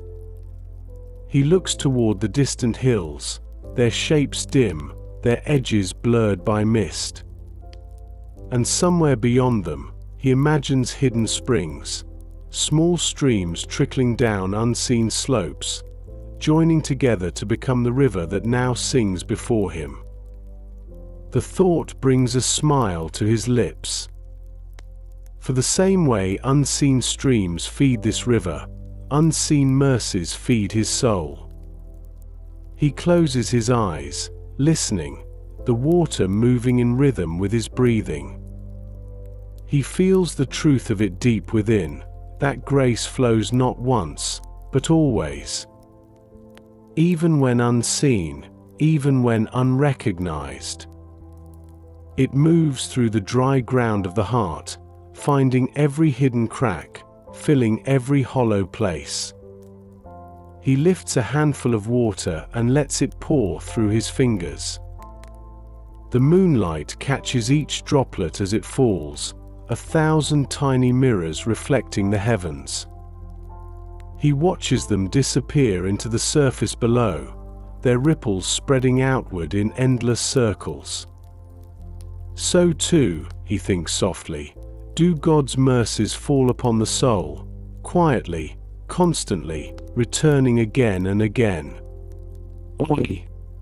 The psalmist gazes at the ripples until they fade, the surface returning to calm. It reminds him that peace does not come by forcing stillness, but by letting the movement settle on its own. In God's time, not his. He looks around and notices the reeds by the shore swaying gently with the wind. Their motion is effortless, graceful, never resisting what passes through them. He studies them for a long moment, and understands that faith must be like this. To bend without breaking, to trust the wind even when it cannot be seen. The reed that fights the breeze will snap, but the one that yields will sing. He lowers his gaze to the ground beside him, and there, at the water's edge, he notices something new, small green shoots breaking through the soil. Tiny, tender, yet strong enough to lift the weight of the earth above them. Life, quietly returning. He smiles again, for this too is truth. Streams always bring life. Even the driest ground cannot resist forever when grace begins to flow. He reaches out and touches the fragile stem between his fingers. It bends beneath his touch but does not break. The same spirit, he thinks, that renews the land, renews the soul. Oi! The wind shifts, and for a brief moment, the scent of fresh water and earth fills the air. It smells of beginning, of something quietly being restored. He remembers his tears again, how they once fell freely, how they felt like loss. But now, he sees how those same tears had softened the soil of his spirit. Without them, new life could not have taken root. He bows his head, humbled by this mercy. That even sorrow can become the seed of joy. That even the wilderness can bloom. He whispers into the night, "You make streams in the desert, and life where there was none." His voice trembles softly, not from weariness, but from awe. He sits there in silence, watching the small blades of green sway in the breeze, the river flowing behind them. It feels as though creation itself is whispering reassurance, that nothing is too barren for God to renew. That every heart, no matter how parched, can be filled again. He feels tears rise once more, but this time, they fall gently, like blessings instead of burdens. Each drop joining the river that flows beside him. He realizes they are one and the same, his tears and the stream. Both born from longing, both part of love's endless return. The moon moves higher, its light silvering the surface of the water. The psalmist sits quietly beneath it, his thoughts resting like stones at the bottom of the river, still, clear, surrendered. He no longer searches for signs. He no longer measures his faith by feeling. He simply abides. Like the river flows, like the reed sways, like the earth receives. He understands now that the spiritual life is not a path upward or outward.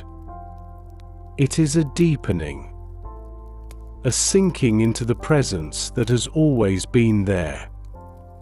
The same presence that brings streams to the valley and roots to the seed. He closes his eyes and breathes deeply once more. The air cools as the night thickens around him. And in that darkness, he feels something radiant stir within. It is not light that can be seen, but light that can be known. The kind that glows quietly inside the heart that has found peace. The psalmist folds his hands upon his lap and whispers one more time, "You restore my soul." The words fall into the night like pebbles into water, small, soft, yet eternal in their echo. He listens for a long moment, waiting for the sound to fade. But it never does. For the echo of gratitude does not end, it blends with the flow of the river, joining creation's song. And as the night deepens, the psalmist rests in the quiet certainty that the same God who brings streams through the valley will bring peace through the soul. Slowly, gently, completely. The river glides on. The night holds its peace. And life, in its quiet way, begins again. The night has grown deep, cool and endless, a soft hush spreading across the valley like a prayer unspoken. The psalmist remains by the river, the sound of water and wind weaving through the silence, gentle, constant, alive. The moon rides high above, spilling silver light upon the water's surface, and the ripples shimmer like threads of mercy stretching toward eternity. He watches the flow, slow and unhurried, each wave folding into the next, each movement returning quietly to peace. It mirrors something he feels within, a turning of the heart, a quiet shift from reaching to resting. For days he has journeyed through longing and dryness, through questions and tears, through silence and revelation. But now, something changes. The ache that once cried out has softened into trust. The searching has become stillness. The soul has learned not only to ask, but to wait.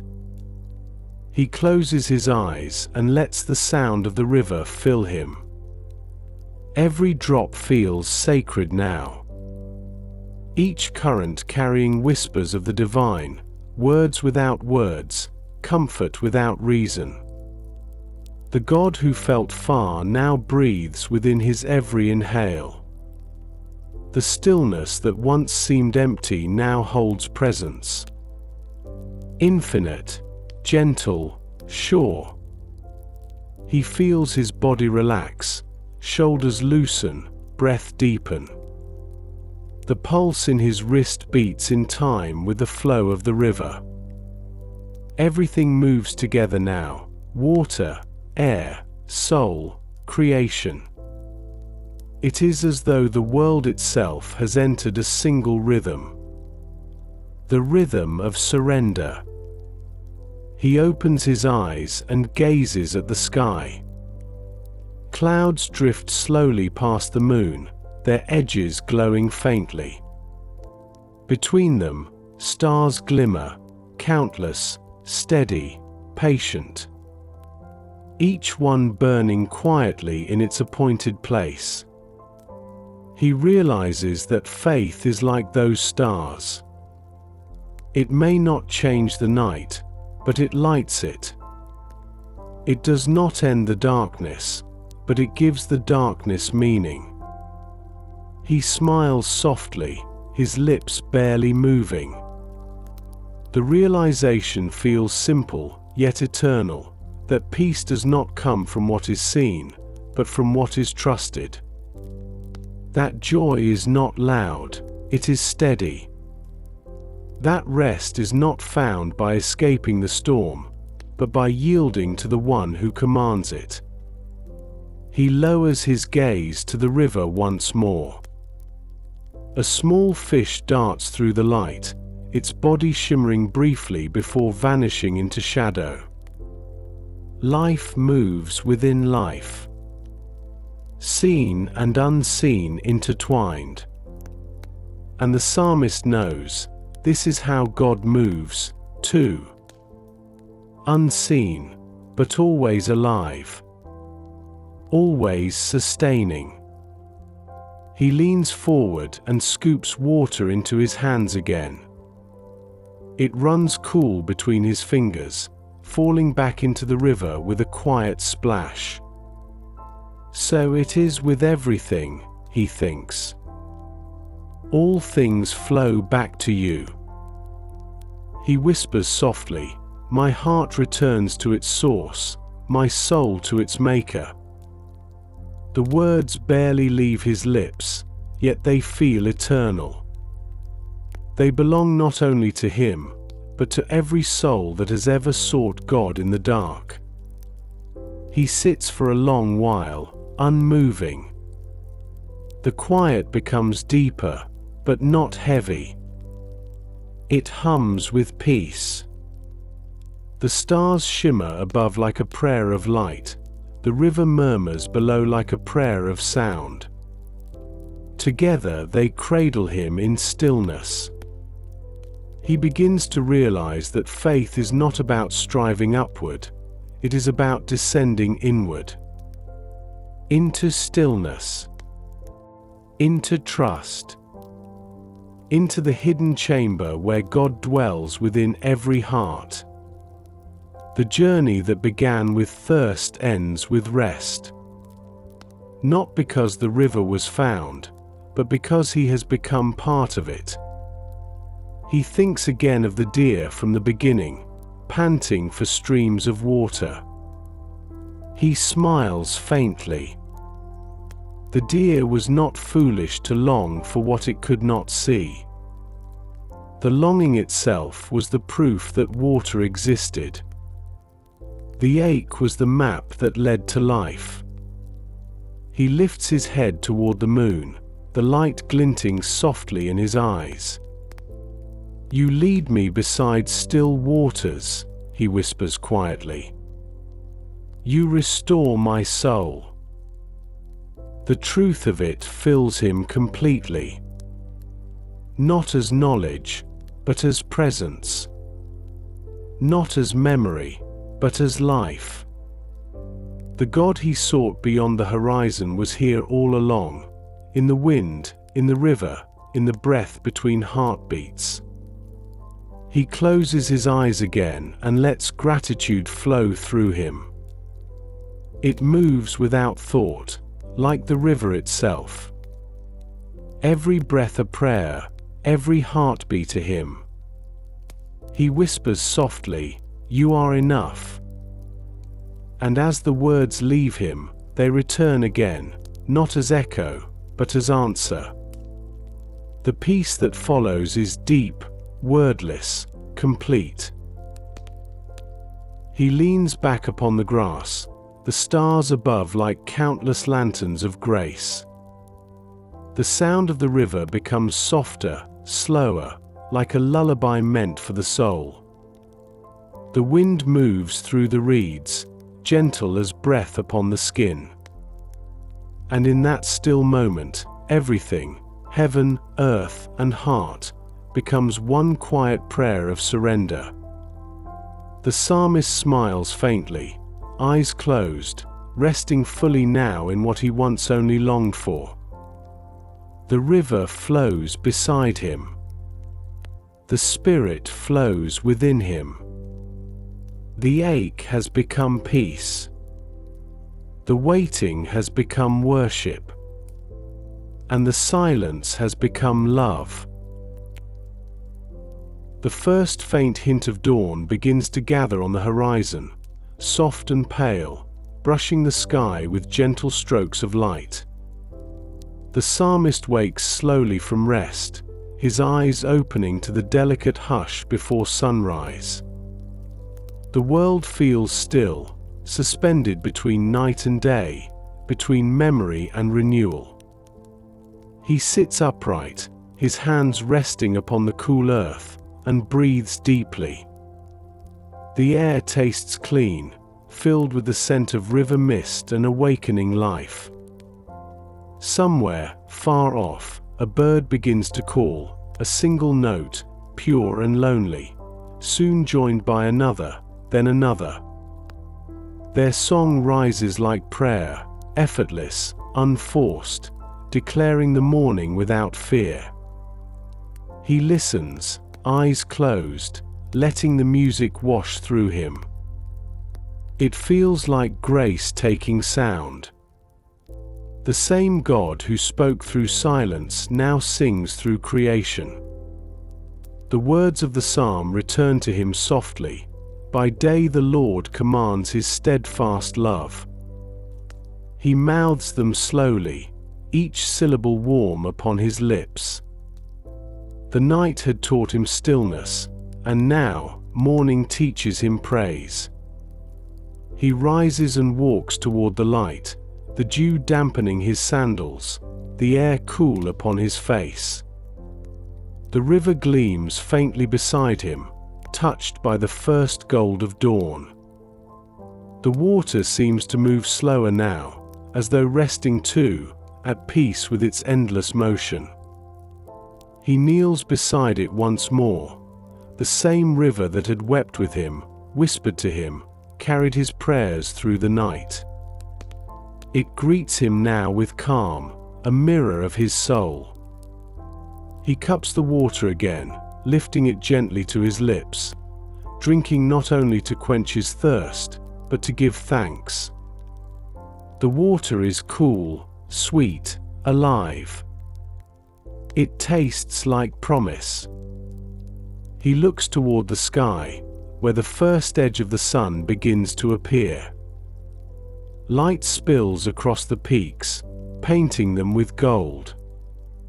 The darkness withdraws quietly, not defeated but transformed. It yields itself to the dawn, as faith yields itself to understanding. The psalmist smiles faintly, watching the colors bloom, pale amber, rose, soft blue. Creation unfolding its prayer to the Creator. He realizes that praise need not always be loud. Sometimes, it is the quiet or of seeing light return after a long night. Sometimes, it is the gentle acceptance that even the waiting was holy. He closes his eyes again and whispers softly, "The Lord is my life, and the length of my days." The words flow through him easily, without effort. For the first time, he does not feel the need to reach upward. The presence of God no longer feels distant or above. It feels within, as near as breath. He thinks of all that has passed, the thirst, the tears, the questioning, the silence, the stillness. Every part of it had been sacred. Each season had carried a purpose unseen. The longing that once burned within him has become a light that guides. He lifts his face toward the sunrise and lets the warmth touch his skin. It feels like the gentle hand of God, familiar, forgiving, faithful. And he knows, this is what it means to be alive in the Spirit. To breathe and know each breath is borrowed grace. To see light and remember that it was made for those who walk through night. The psalmist spreads his hands toward the rising sun. "You are the God of my life," he whispers. "Your mercy greets me with every dawn." The words drift softly into the morning air, joining the voices of birds and the murmur of water.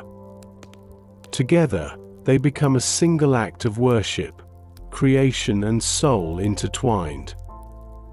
He remains there in silence for a long time, his eyes closed, his heart open.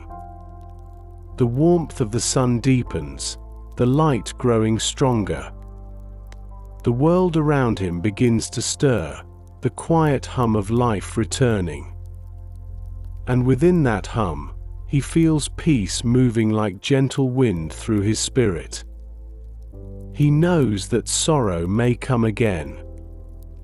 There will be other valleys, other nights.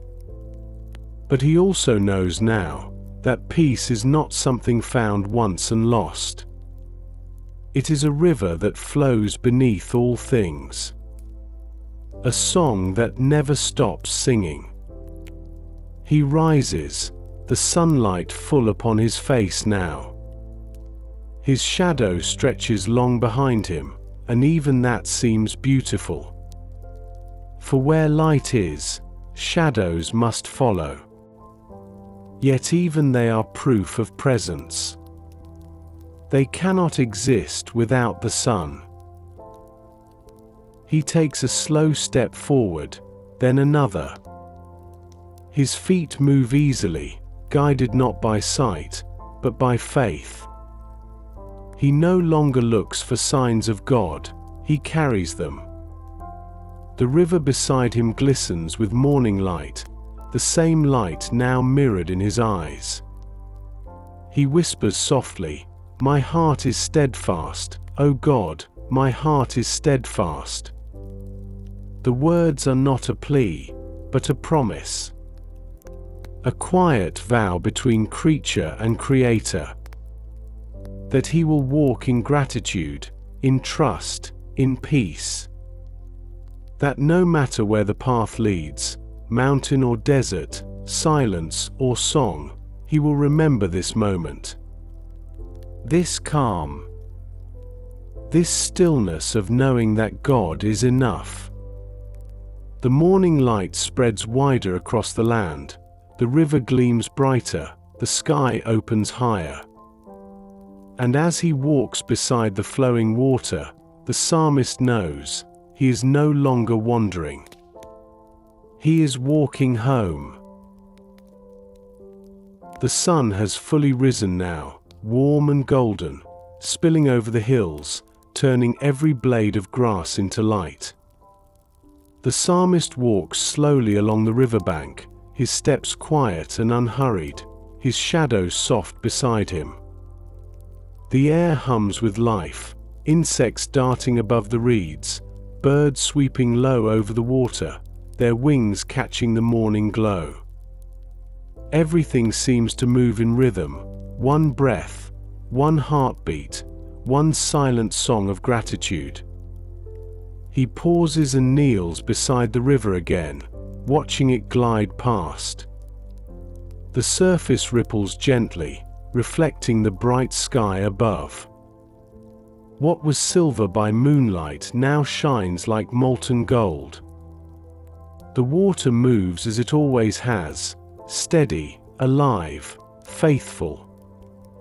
He realizes that it has never truly changed. Only his eyes have. He closes them for a moment and lets the sunlight rest upon his face.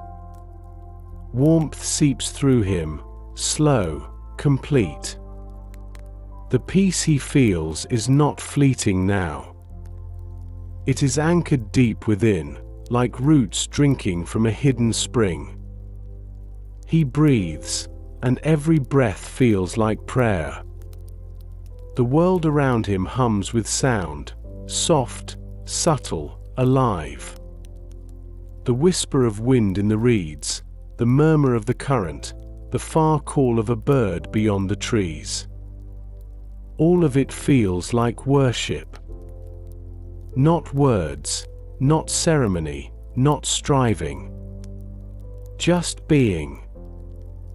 Just existing within the grace of the moment. He remembers the nights of sorrow, the endless questions, the silence that once felt unbearable. And he knows now that peace was waiting inside the silence all along. It was not something he had to find. It was something he had to allow. He looks at his reflection in the water, clearer now than ever before. His face, lined with journey, softened by understanding. He sees in it not weariness, but wisdom. Not emptiness, but fullness. The stillness of one who has met God not in thunder or vision, but in quietness. He whispers softly, "You have been my help, my song in the night, my strength in the day." The words drift lightly across the surface, carried away by the gentle wind. He feels no need for more. Gratitude fills what words cannot. The water sparkles where the sunlight touches it. Each glimmer feels like an answer, not loud, not absolute, but enough. Enough to remind him that faith was never about certainty. It was about closeness. The closeness of knowing that even when he could not see, he was seen. Even when he could not feel, he was held. He stands slowly and looks around him. The valley, once dry and harsh, now glows with quiet beauty. The river winds through it like a thread of mercy, stitching together earth and sky. The reeds bend in the wind, and far in the distance, he sees birds rising in slow circles over the hills. Everything seems touched by grace. He feels it, that still turning within the soul, the gentle shift from seeking to resting, from asking to receiving. The heart that once cried out, "Where is my God?" now whispers, "He is here." Oi! He lifts his eyes toward the sky, vast and unending. The blue deepens with every breath of wind. It feels like eternity looking back at him. And for the first time, he does not feel small beneath it. He feels at home. He spreads his arms slightly, palms open to the air. The warmth of the sun settles on his hands. The cool of the breeze passes between his fingers. Heaven and earth meet there, in that simple gesture of surrender. He whispers quietly, "You are the God of my life, my portion forever." The words linger in the stillness, not fading, but joining the chorus around him. The river answers with its flowing, the birds with their calls, the reeds with their soft rustle. The world sings with him. He begins to walk again, following the curve of the river as it turns east toward the mountains. His steps are light, his heart steady. Each sound, each glimmer, each breath feels holy. There is no more fear of losing this peace. For he understands now, peace is not something kept by effort, but by trust. He passes beneath a tree, its branches heavy with green leaves that shimmer in the light. The shadows dance upon his robe, playful and alive. He looks upward and smiles. Even the light knows how to rest in the shade. He stops once more and looks back, at the path he has walked, at the river winding behind him, at the gentle horizon stretching far. And he feels no regret, no longing to go back. Every step, even the painful ones, led him here. Every tear became a drop in this endless flow. He bows his head slightly, whispering one last prayer before moving on. "Thank you for the thirst that led me to the water." The words fall softly, almost soundless, yet they vibrate through the air like the quiet pulse of the river. He stands still for a long while, just breathing. The wind moves through his hair, the earth cool beneath his feet, the world alive around him. And he realizes, this is what it means to rest in God. Not an ending, but a beginning. A life flowing, moment by moment, within the current of divine love. The psalmist smiles gently, eyes bright with morning. The river flows beside him, endless and calm. And he walks on, not searching, not striving, but carried by peace. The peace that passes all understanding. The peace that never leaves. The day ripens slowly, sunlight thick and golden across the valley, the river whispering softly beside the psalmist as he walks. The breeze hums low through the reeds, and the sound mingles with the rhythm of his footsteps, steady, peaceful, sure. Every movement, every breath, feels like part of something larger, a symphony written by the Creator himself. He walks without hurry, tracing the same path the water takes, curving, winding, patient. The world seems to breathe with him now, not as a place to pass through, but as a living prayer surrounding him. Even the silence between the sounds feels full, sacred, awake. He stops where the river widens into a quiet pool. The surface is smooth, unbroken, reflecting the blue of the sky and the drifting white of clouds above. He kneels beside it, dipping his hand once more into the cool water. It glides through his fingers like silk, soft, weightless, alive. He watches the ripples spread outward until they fade back into stillness. In that moment, he understands. What he feels inside mirrors what he sees before him. The turmoil of his soul has quieted. The longing that once burned now flows gently within the peace of presence. He whispers softly, "You restore the waters of my soul." His voice trembles slightly, but it carries no sorrow. It carries gratitude. For he knows now that every river begins in hidden places. Beneath the surface, beyond the eye's reach, in unseen springs that never cease to pour forth. So too does peace begin within, in the unseen depths where God dwells quietly in the heart. He gazes into the still water again, and for a moment, he sees his reflection clearly. His face, the sky, the trees behind him, all one image, woven together. It feels as though heaven and earth have merged in this small circle of water. And he realizes, that is what faith has always been. The meeting of divine and human within the still heart. He breathes deeply, slowly, and the air moves through him like a hymn. The scent of earth and water fills him with calm. The gentle rustle of the wind becomes a lullaby for the spirit. He looks upward again, toward the hills in the distance. The same hills where his journey began. He remembers how barren they looked, how endless the road seemed. But now, under the light of day, he sees the green beginning to return, small patches of life spreading where once there was only dust.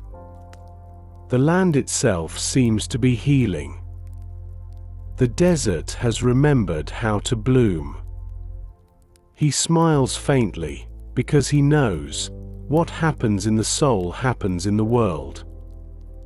The inner renewal becomes outer beauty. Grace spills over. What God restores within the heart, he also restores in creation. The psalmist stands and steps into the shallow edge of the water. The cool current swirls around his ankles, tugging gently at his robe. He feels its life, its movement, its constancy. He thinks of how the same water that touches him now will continue beyond his sight, winding through valleys, feeding roots, giving life to those who come after. Faith, he realizes, is much the same. What God plants in one soul ripples outward through generations. Each prayer, each act of love, each whispered song of trust, all of it flows onward, unseen but unending. He closes his eyes, letting the water surround his feet. The sound of its movement seems to speak again, a message not in words, but in rhythm. I am still here. I have always been here. I will never stop flowing. Tears rise once more, but they are tears of joy now. They fall quietly, joining the river, becoming part of what already is. He watches as the ripples carry them away. No separation remains between his sorrow and his peace. They have become one current. He whispers softly, "The river of God is full of water." The phrase lingers in the warm air. He smiles through his tears, because he knows that river flows not only beside him, but within him. The living water he sought is the very presence that sustains his breath. The sun climbs higher, its warmth soaking into his shoulders. The sky opens wide, endless, and radiant. He feels small within it, but joyfully so. To be small in the presence of greatness is not to be lost, it is to belong. He steps back onto the riverbank and turns for a final glance at the flowing water. It moves onward, unhurried and sure. He knows now that he need not follow it to its end. The lesson of its journey is already written within his soul. What flows outward will always return. What begins in longing will always end in love. He bows his head and whispers, "My soul rests in you, O God of my life." The words settle upon the air like a feather upon the surface of still water. They do not sink, they do not vanish. They become part of the quiet, part of the peace.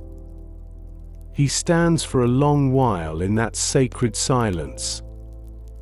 The kind of silence that no longer feels like absence, but like fullness beyond sound. Heaven and earth breathe together, and he, caught between them, breathes with them. The river glides on. The psalmist watches, and smiles. For now he knows, the water that once seemed far is flowing through him. He is not beside it anymore. He is part of it. And as the sunlight shimmers across the surface, he feels the truth pulse within him, that God is not only the destination, but the flow itself. The beginning, the middle, and the endless continuation. The river sings softly, and the psalmist answers not with words, but with peace. And in that peace, all things rest. All things return. All things are made whole again. The sun begins to drift toward evening again, the light mellow and tender, wrapping the valley in a soft gold that hums with stillness. The psalmist remains by the river one last time, watching it glide past, endless in its movement, the same river that had been with him through every season of the soul. Morning and night, longing and rest, sorrow and joy. All of it had found its way here, into the quiet flow of grace. He kneels upon the grass, the cool earth steady beneath his knees. The river catches the light of the fading sun, turning to liquid fire, each ripple reflecting heaven itself. He gazes into it and smiles, for the journey that began in thirst now ends in peace. There is no more reaching, no more asking, only resting. The longing that once cried out, "Where is my God?" has become a whisper of love. "You are here, you have always been here." He closes his eyes, and in that silence, he feels the deep stillness of God move within him. It is not the stillness of emptiness, but of completion. The kind of stillness that comes when every searching heart has found its home. He breathes slowly, deeply. The sound of the river becomes one with the sound of his heartbeat. Flow and pulse, rhythm and breath, life and spirit joined as one. Every inhale carries peace in, every exhale gives gratitude out.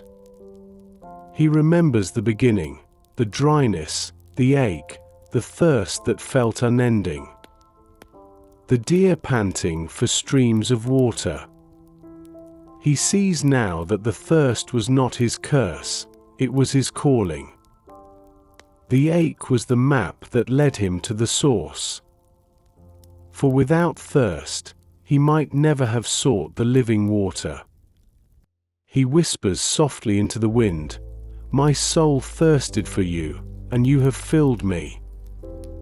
The words melt into the air like incense, rising unseen toward heaven. He feels them return as warmth upon his skin. For every prayer released comes back as peace. The river murmurs beside him, gentle, unbroken. The water moves around stones, past reeds, over roots, never stopping, never growing tired. And he knows, that is how God loves. Constantly, quietly, endlessly. He lifts his face toward the sky, where evening clouds drift slowly like sails on a golden sea. The wind brushes against his cheek, soft as the hand of the Father. The same wind that moved across the waters of creation now moves across his spirit. He feels renewed, not as one who has finished a journey, but as one who has found the rhythm of eternity within his own heart. He opens his eyes, and everything around him glows, the reeds, the stones, the glimmering waves of the river. Nothing has changed, and yet everything has. Because now he sees it all as sacred. Every sound a hymn. Every shadow a reminder of light. Every moment a gift. He takes a final step into the shallow edge of the water. The cool current swirls gently around his feet. He stands there, eyes half closed, and whispers one final prayer. "You are my peace, my song, my home." The words ripple outward across the water, joining the voice of the river until they are no longer separate. The psalmist feels them dissolve, his voice becoming part of creation's worship. And in that merging, he finds rest. The sun lowers further now, dipping behind the hills. The last light dances upon the water, a shimmering farewell. The air cools, and a quiet calm settles across the valley. The river keeps flowing, just as it always will. He steps back onto the bank, his robe brushing softly against the grass. He looks once more toward the horizon where light and darkness meet.